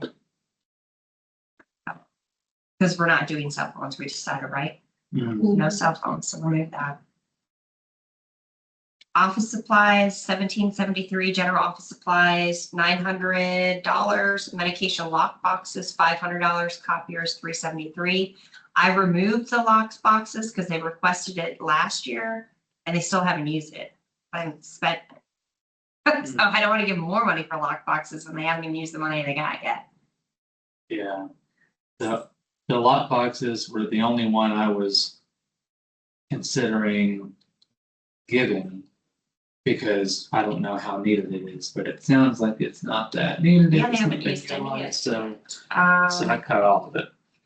Well, we gave some office supplies to some of the other, wait, or did we not? No, we didn't. We did one mobile laptop and hotspot Laptop and for hotspot. that, because they added a person, right? Mhm. And I think that was it. I think you gotta specify what you're looking for. You can't just say literally general Supplies. office Yeah. supplies. Okay, we're removing that. So remove all of it? Yep. Okay. Clinical books for staff, I think that's important. I left the full amount. And that is only $200. Yep.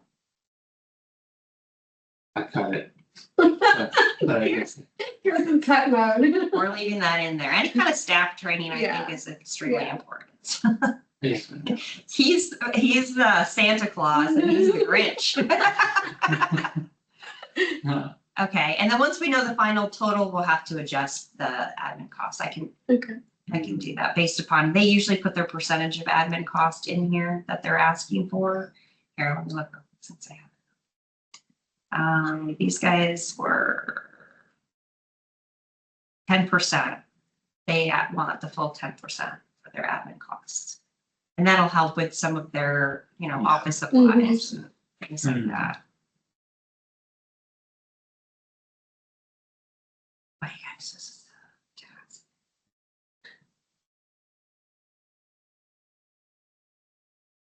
All right, next one is Ministry Village. The top portion, it looks like they're asking for one case manager and one substance abuse counselor. I left that as is. Anybody want to make changes? Those amounts include the benefits. I left it. Okay. All right, and then Garrett is giving them staff. he is giving on staff. That's surprising. Travel assistance, they did put in 20,000 for Greyhound bus tickets for those traveling to recovery facilities. I cut it down to 15,000, but open to discussion there. So I was assuming that this is kind of in conjunction with Project Reconnect. right. Yes. And I know it's had a lot of success, so I left that fully funded. And those funds would only be used to those that we actually have a recovery facility reached on the other end of the line that we're sending them to. Which happens quite a bit because Lakeview uses it quite a bit, but Yeah. just to keep it opioid abatement related and relevant. All right, so we want to leave the full 20 for that one. Let's see where else we cut first, because I'm okay cutting that first if we, so leave that, color us, yeah. All right, programs, 25,640 Life Bridges program, 25,000 educational textbooks, study books, heart addiction, Genesis process, trauma reboot, and other prevention courses. I left, wait, no, I didn't. I cut 10,000 in the educational textbooks, study books, heart addiction, blah, blah, blah. But I think again, I did that just to cut funds somewhere. For me, this is the epitome of my, my Santa Clausery because they had no admin time claimed at all. So I was more willing, especially considering the target audience that they were serving to support almost everything.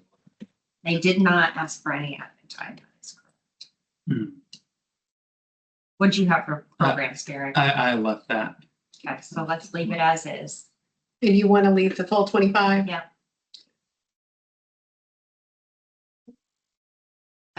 Computer, phones, and other equipment. So we need to be consistent here. Go back. We're not going to do. Did they phones. define the equipment they need and what they need it for? Let me. Industry Village. Because I think that was the, Big. if we could define it, what it is and what you're needing, then we left it, right? But no generic I phone. think we left one computer, Yeah. one copier. For the somewhere, nearest and that is it. Yeah. Let's see what they got.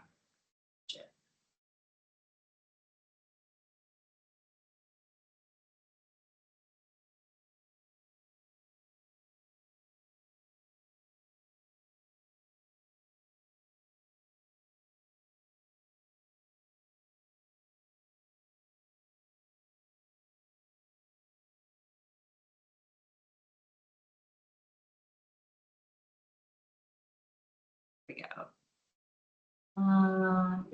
Do.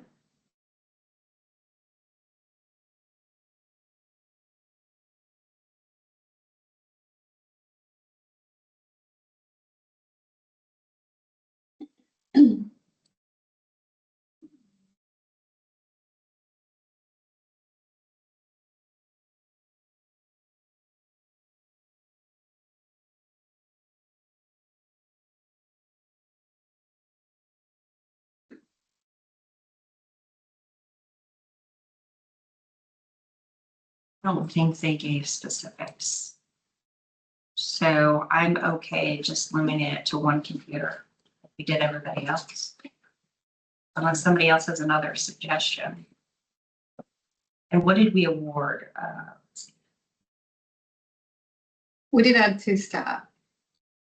We added 2 staff. Mhm.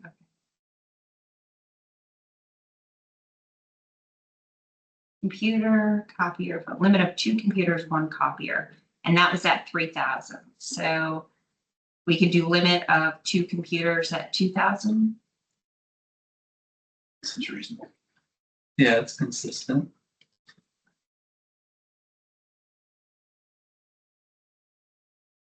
Oh, Teresa. Jesus Minister Village.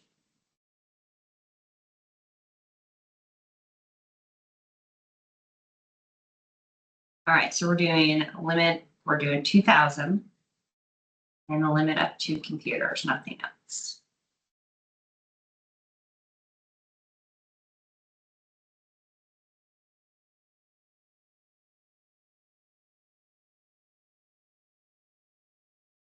You know what Garrett's answer is for office supplies. All right, we're gonna go ahead and remove that.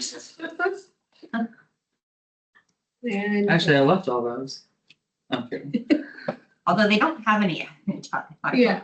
I will say that, but we could always add in a little admin time if they want to, we want to for office, or office stuff. All right, licensing and training, and they have 7,000 for 6 staff member peer specialists, certification 45,000 for staff training. I reduced this to 3 staff member peer specialist certifications and 20,000 for staff training. Because did we add 3 staff or 2? 2. And we could maybe even cut it down further to 2 because that's what we're providing. Case manager and substance abuse counselor. Yeah. What do you got, Karen? I would be curious to know if this is, and I don't mean to undermine any training, because I think that's very important. Mhm. But is this just something beneficial that staff could have that's kind of, good, or is it something that's required? I That, think it's just that next step up from a peer specialist. It's actually getting them certified as a peer specialist. So you can be a peer specialist without any good certifications or trainings. This is just that step up, which is why I'm guessing he's probably asking for 6 staff members. He probably already has peer certified. right, Could be, not 100% sure. I don't think Ministry Village isn't on here. I don't think so. I don't think so.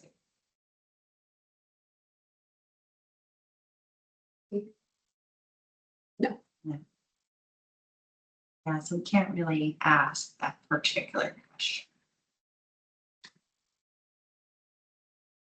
I would tend to support it because it's tied directly to, Well, those are pretty easily quantifiable Oh, yeah. as well. yeah, you either do it and you pass or you don't, Right. and you don't get the money. But yeah, I mean, I would think one of the main benefits of this funding opportunity is to increase the capacity of agencies. Agree with that.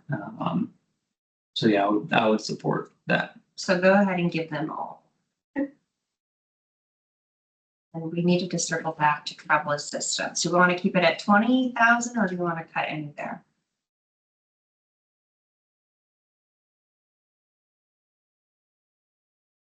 That was travel. It's Project Recon. Yeah, so we've cut so far, we took 20,000 for office supplies, 8,000 for communications. Oh, I think that's all we've taken from skills. But they didn't ask for any other. But in just my opinion, that's pretty easily quantifiable as well. It is. If you have somebody, they need a bed, they've got a bed here, they need to get there. And are there other resources that this entity has where they could get additional bus passes? No. We're with funding cuts coming here, this program probably won't be around much longer. Yeah. Because it's one of those just extra things that we've been doing that I've been lucky enough to have weird funding sources come in that I could use. The last trench I took was like ARPA interest. That's stuff that let me take to use. I mean, we're scratching the bottom of the barrel here just to keep this thing running. So. Well, Yeah. This is potentially getting people with addiction issues to treatment. And I can't imagine a better use of this funding. Okay, so let's just give it all, the 20,000. Right, moving on, we're almost there, guys, we're almost there.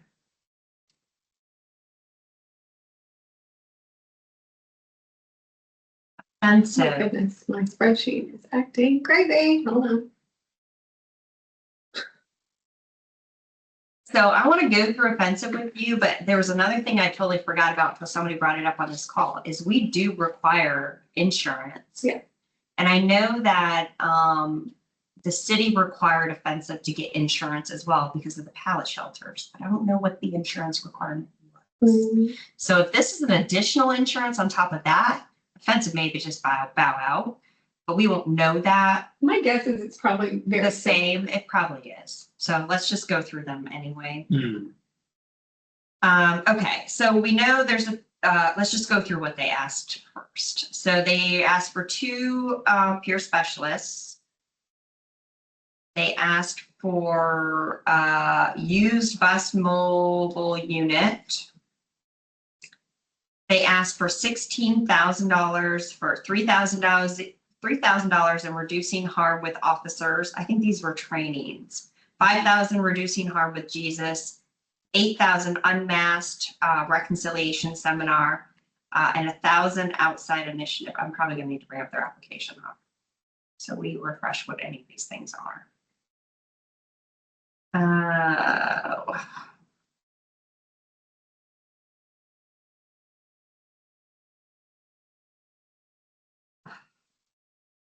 Budget narrative. Here we go.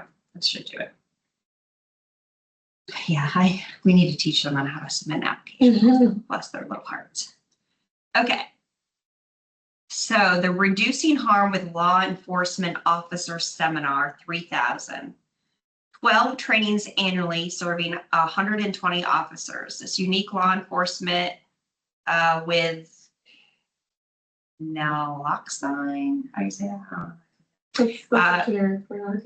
Yeah, use de-escalation strategies and harm reduction approaches, reducing repeat EMS calls and overdose related justice involvement. That was 3,000. Reducing harm with Jesus workshops, 12 annual workshops serving 240 participants. Faith leaders and congregations learn how harm reduction reflects biblical compassion, reducing stigma, expanding access to prevention services and faith-based settings. An unmasked resocialization training, 8,000, 8-week trauma-informed peer seminar for women in recovery, strengthening coping, social skills, and resilience, supports Camp O, Camp O2 residents, and expands the community, reducing relapse risk and promotes stability. And then outside initiatives, the $1,000 ask there is supports daily monitoring of jail releases, virtual pre-release visits, and post-release recovery navigation, focuses on women at high risk of relapse and homelessness post-incarceration. So that just seems like more like monitoring when people are coming in and out of jail. So that's that. And then for supplies, they have $5,000 in hygiene supplies, 3,500 TETs and emergency shelter items, 3,000 wound care and first aid, 2,500 test strips, 2,500 socks and footwear, 2,000 bug spray, 1,500 food and pet supplies, communications, $1,000, one computer headset, mobile hotspots for operations outside. Licensing and training, 5,000, RAC 1, 2, and 3 trainings. Let me see if I get you something else on that. It's peer specialist certifications. It is. I thought so for the workers. Okay. And then the admin cost. So we already know that we are not going to support staff, right? Are we agreeing on that? Okay.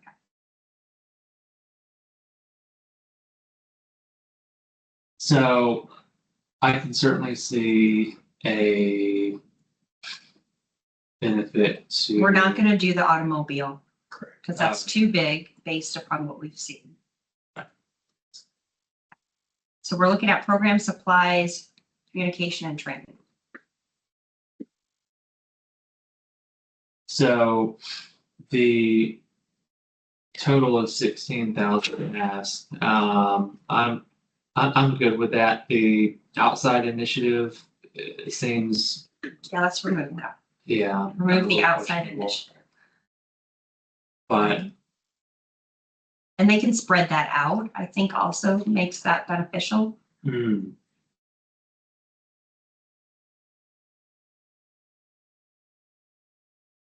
So for the next one, the supplies, I removed the socks and footwear. I removed the bug spray. I removed the pet food and supplies. I did have the 5,000 hygiene supplies, the tents and emergency shelter items, the wound care and first aid, and the test strips. So. But that's a lot. So I think Yeah. I want to keep that into consideration. But again, if they don't spend it, they can't get reimbursed for it. And at the end of their contract, we put it back in the pool of funding. That's really how it works, just so you guys know. Yeah. And we've already had that happen with people from last year. Hmm.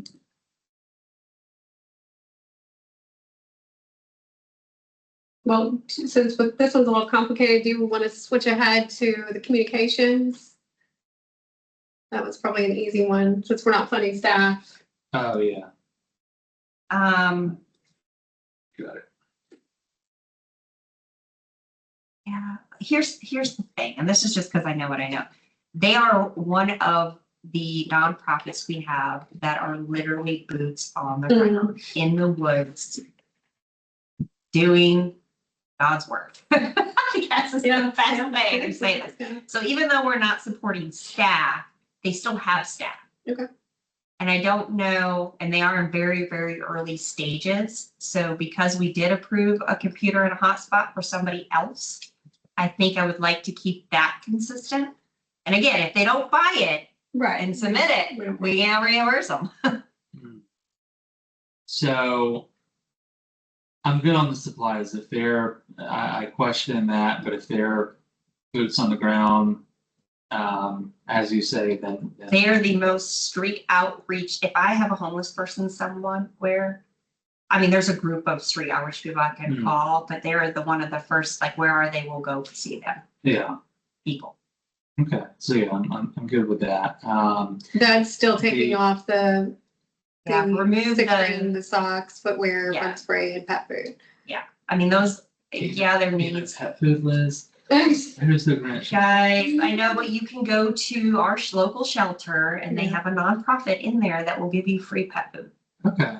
There is the resource. Scrooge. No. I say we keep the computer, remove the headset, just Did- one hotspot. Does that have any,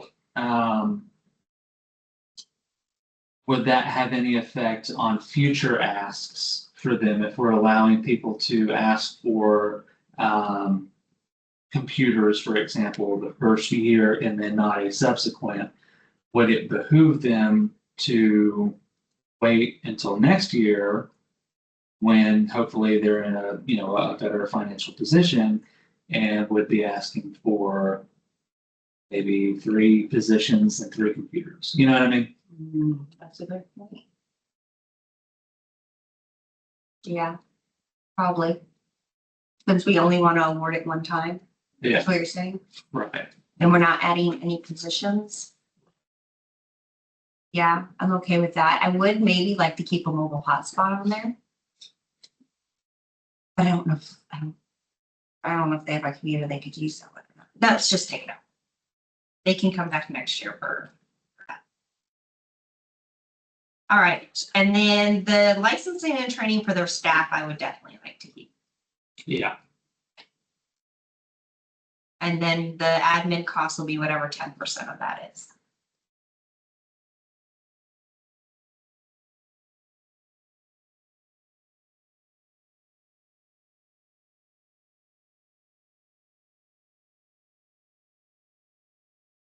Okay, we're almost there, guys. All right, staff. I kept the same, only their case managers, I lowered to 1 and kept the peer specialists at 2. But again, open to. I know we pretty much have kept staff pretty consistent with the exception of offensive. So if we want to keep it consistent for the ask, we sure can do that. yeah, I left. what that's for. I did as well, because this one, they're looking for 2 long-term recovery housing projects, right? I Mhm. thought they might need the staff for that. Okay, so we're gonna keep their ask. Okay. And the next thing they ask for. I can tell that they're learning by when they see what they ask for, guys. Mhm. So they have $2,400 for a billboard, flyer. Oh, wait, so benefits, are you gonna keep it as they ask? They ask, yes. Let me open theirs. I don't know what my notes need here. I don't know what one reception for emergency services. Somebody remember what that is? All right,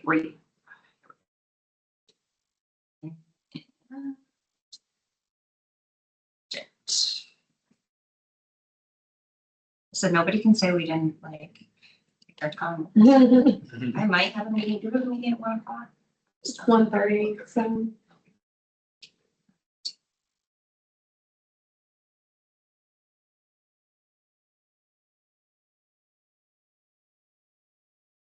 And so next steps after this, I'd like to do what we did with Home Arc. We'll put together a letter to the agency of what we're proposing, and they'll have to sign it, and send back that yes, they are okay moving forward with that.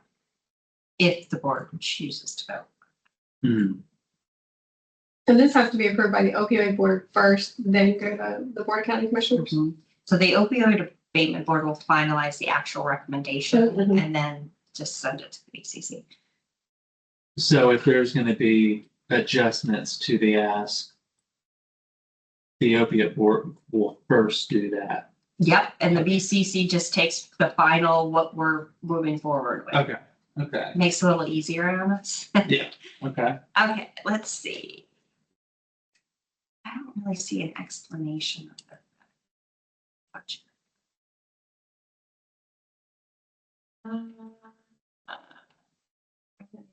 All right, here we go. So what's this one? How much? 2,400?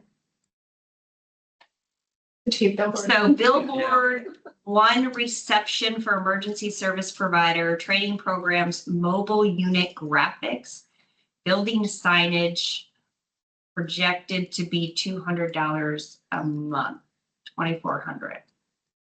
It's under marketing and education materials.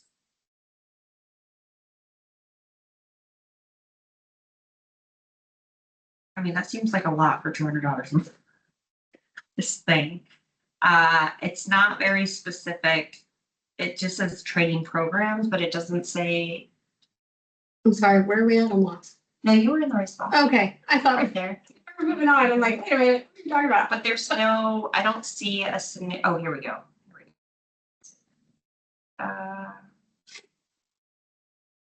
Revenue, blah, blah.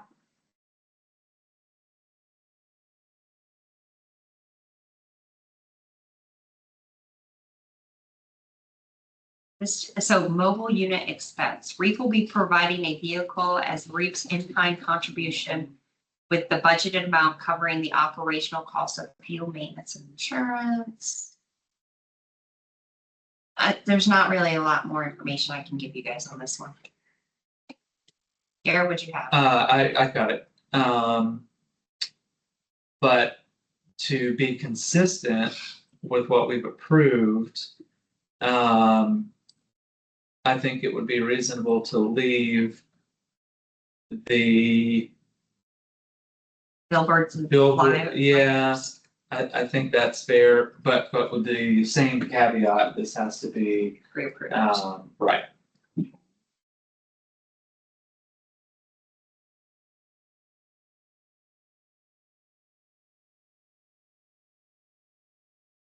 And do we keep the amount the same? I mean, because they asked for a lot more for their billboard. Yeah, So I um, don't know where he's getting all this. yeah, I mean, About the it same. it seems reasonable, and I mean, I know billboards are not cheap. It depends on where you're advertising to, I guess.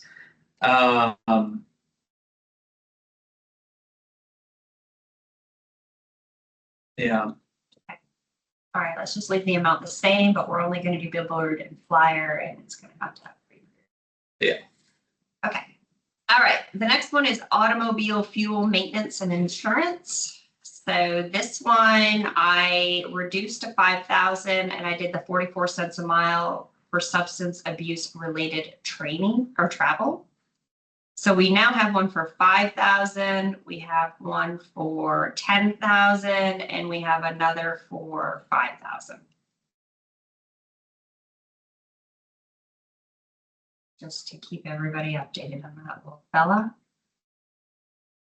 You want to highlight this one the same color? Okay. I think we only have one more and they don't ask for any mileage, actually. Right. So do you want to just go with 5,000? 2,000? I think that's fine. And then, next year, if they can demonstrate that they needed more and ran out soon, then hey, ask for more. So 2, We're at 5. 5. So the only one you need to change, it looks like it's column K. Had 10 and it needs to be 5.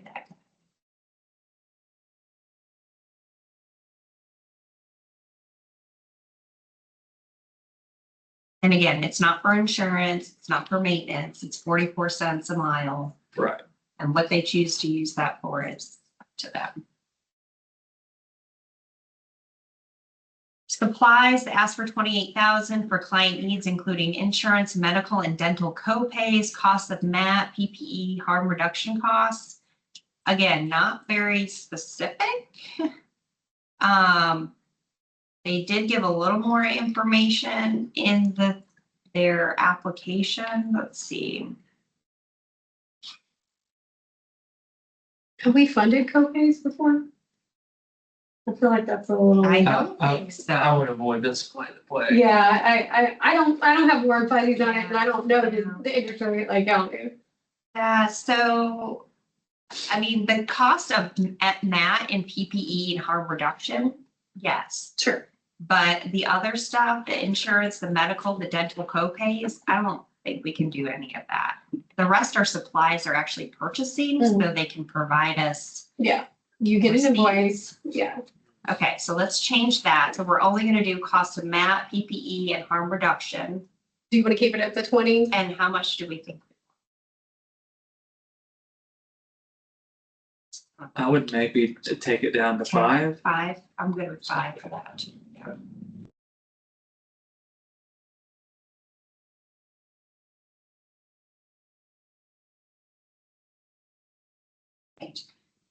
The next one is communications.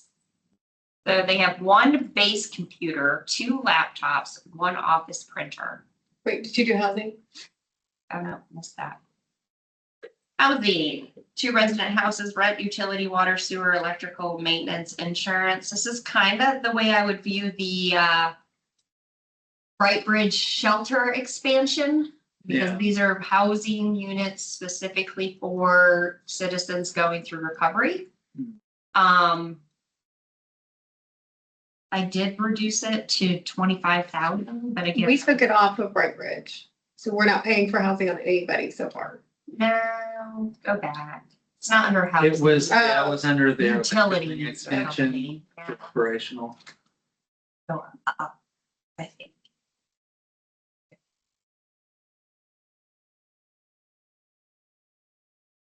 Right there. Nope, up. Right under insurance, Agree. GL, utilities, that's where theirs is. Okay. Just because it was a shelter, not a house, but it should have been. I would be supportive. Just keep it as is. Yeah. Okay. I am curious though, We're where Ministry the Village. 640 No, came wait. from. Where are we at? Yeah, I don't Where are know. we? It's very specific, but. Where are we? Uh, Sorry, I'm lost. Oh, Hold no on. worries. Listen, the spreadsheet is gonna be something.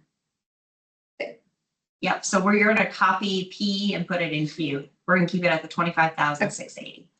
Not gonna reduce it at all.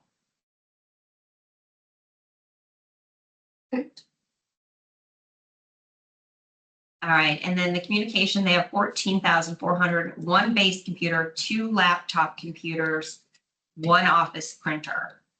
So how many positions did we add? What is a base unit? That's an actual. A desktop? Yeah, a desktop, not a laptop.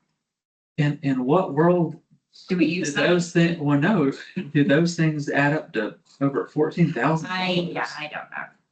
So we're gonna take off phones because we gotta be consistent. We have Phones. 4 positions. So we'll do the 2 laptops.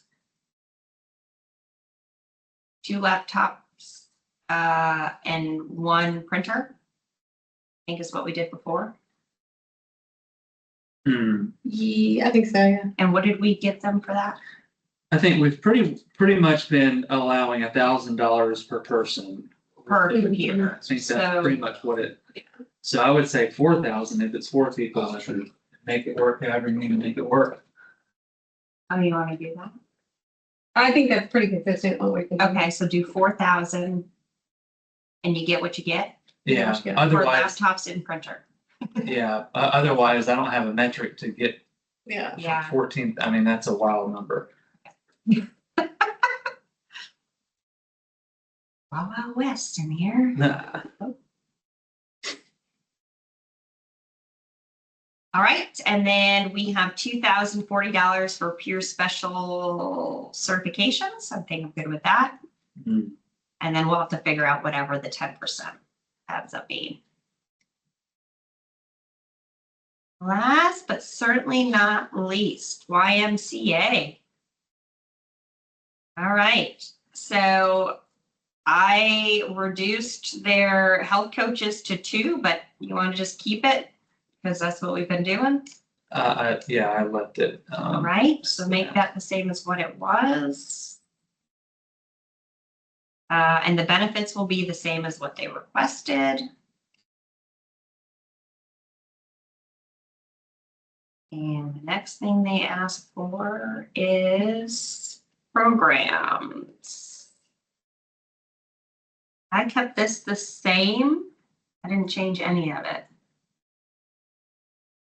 The, I took out 720 for graduation. gift. yeah, graduation gifts. That was a little, Yeah, that's okay. unsure as well, guys. Okay, so. I would never advocate us doing gifts Yeah. or anything. It's just- Right, guys. So it's not, was it the 720? Is that what the amount was? Yes, All right, so we're gonna remove, so just the 50% of the 12-week YMCA. and, yep. So it's 3,348.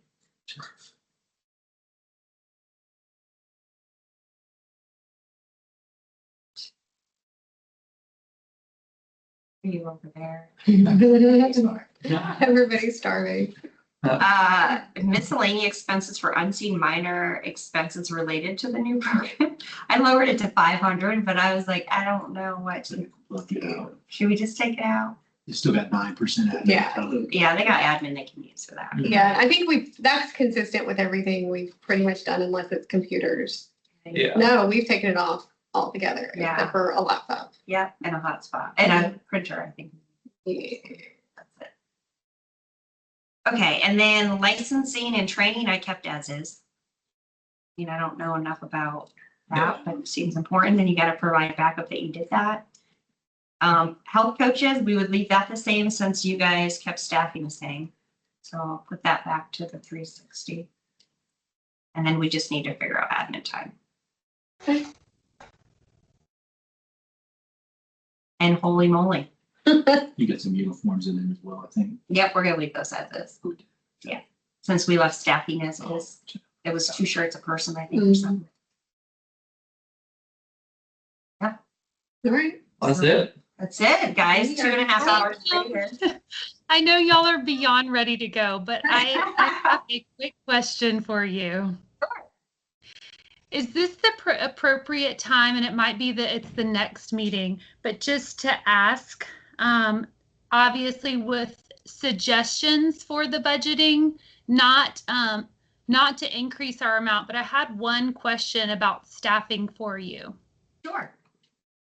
First of all, I want to thank y'all. This was not an easy task. I know you're starving. So my quick question to you is that we had asked for money for caseworkers, partial salaries for caseworkers, in addition to a position we call shelter manager.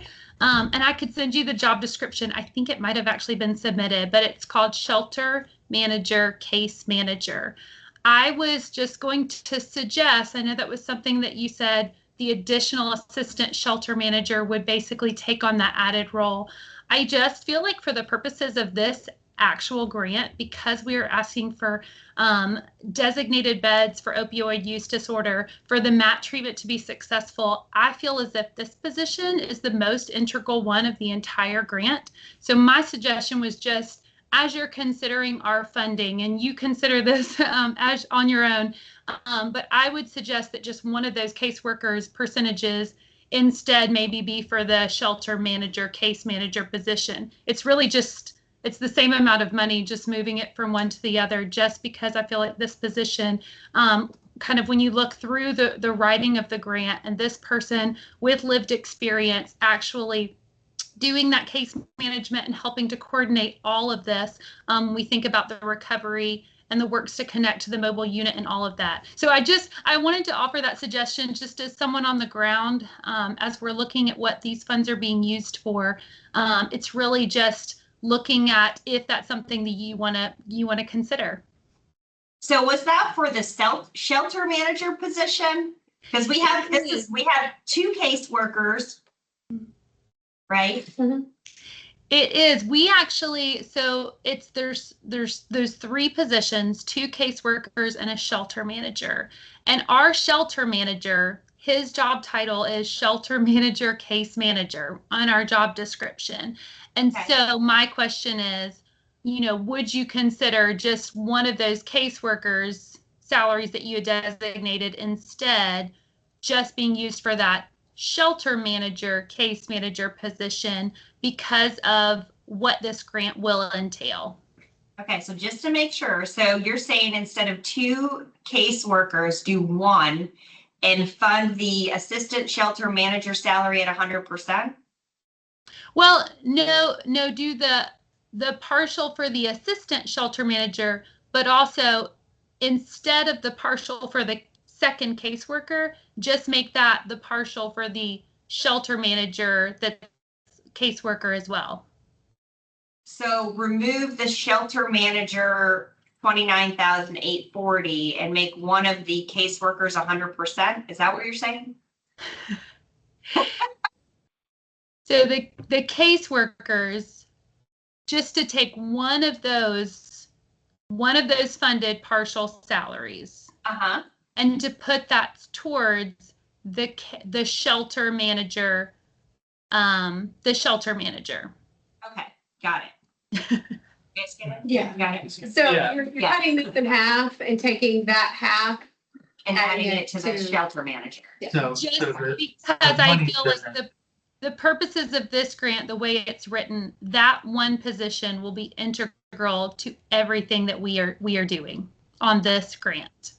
So adding that 13 basically back in or whatever. Got it. Okay. Okay. Thank you for that.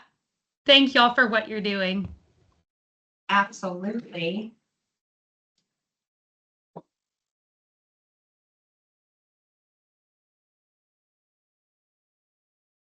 So half of that is 27,945.50. Is that what you? Oh, okay. Sounds right. 55, 27. Yeah, sounds right. So instead of removing the full shelter manager's salary, we put the 27,945.50 down toward that. That's what I understand. Okay, got it.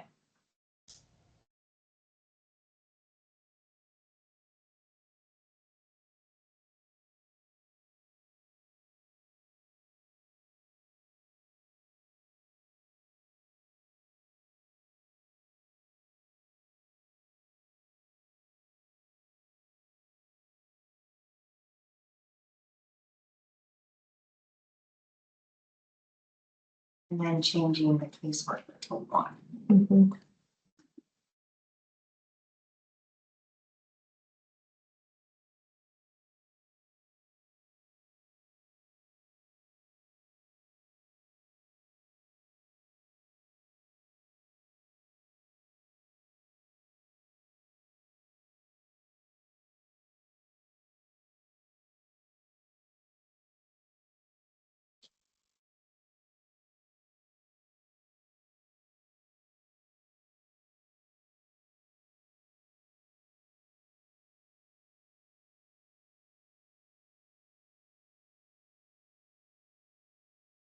All right, anything else, guys? No, so let's all send you this sheet that I marked up just to make sure we're all on the same page. I'll compare it to my notes and then we can do some math. Okay. All right. Well, thank you all very much for hanging in there with us. And then we'll be in touch. So the next goal is you'll come up with the funding. you'll have the suggestion letters. Okay, here's all the math. Here's what it looks like. Send it out to the applicants, and then Yeah, and then once you get the letters outlining kind of what our recommendation is, we'll let you know when the next opioid abatement board meeting actually is, where that board will actually discuss these. That way you guys can be there if they have any questions, like we obviously did along the way. And, you know, just kind of advocate for your programs. And then once the opioid abatement board comes up with a final recommendation, that will then go to the Board of County Commissioners to kind of give it its final stamp, and then we'll begin working on contracts. all right. Well, thank you all. Thanks, Thank you. guys. Thank Thank you. you.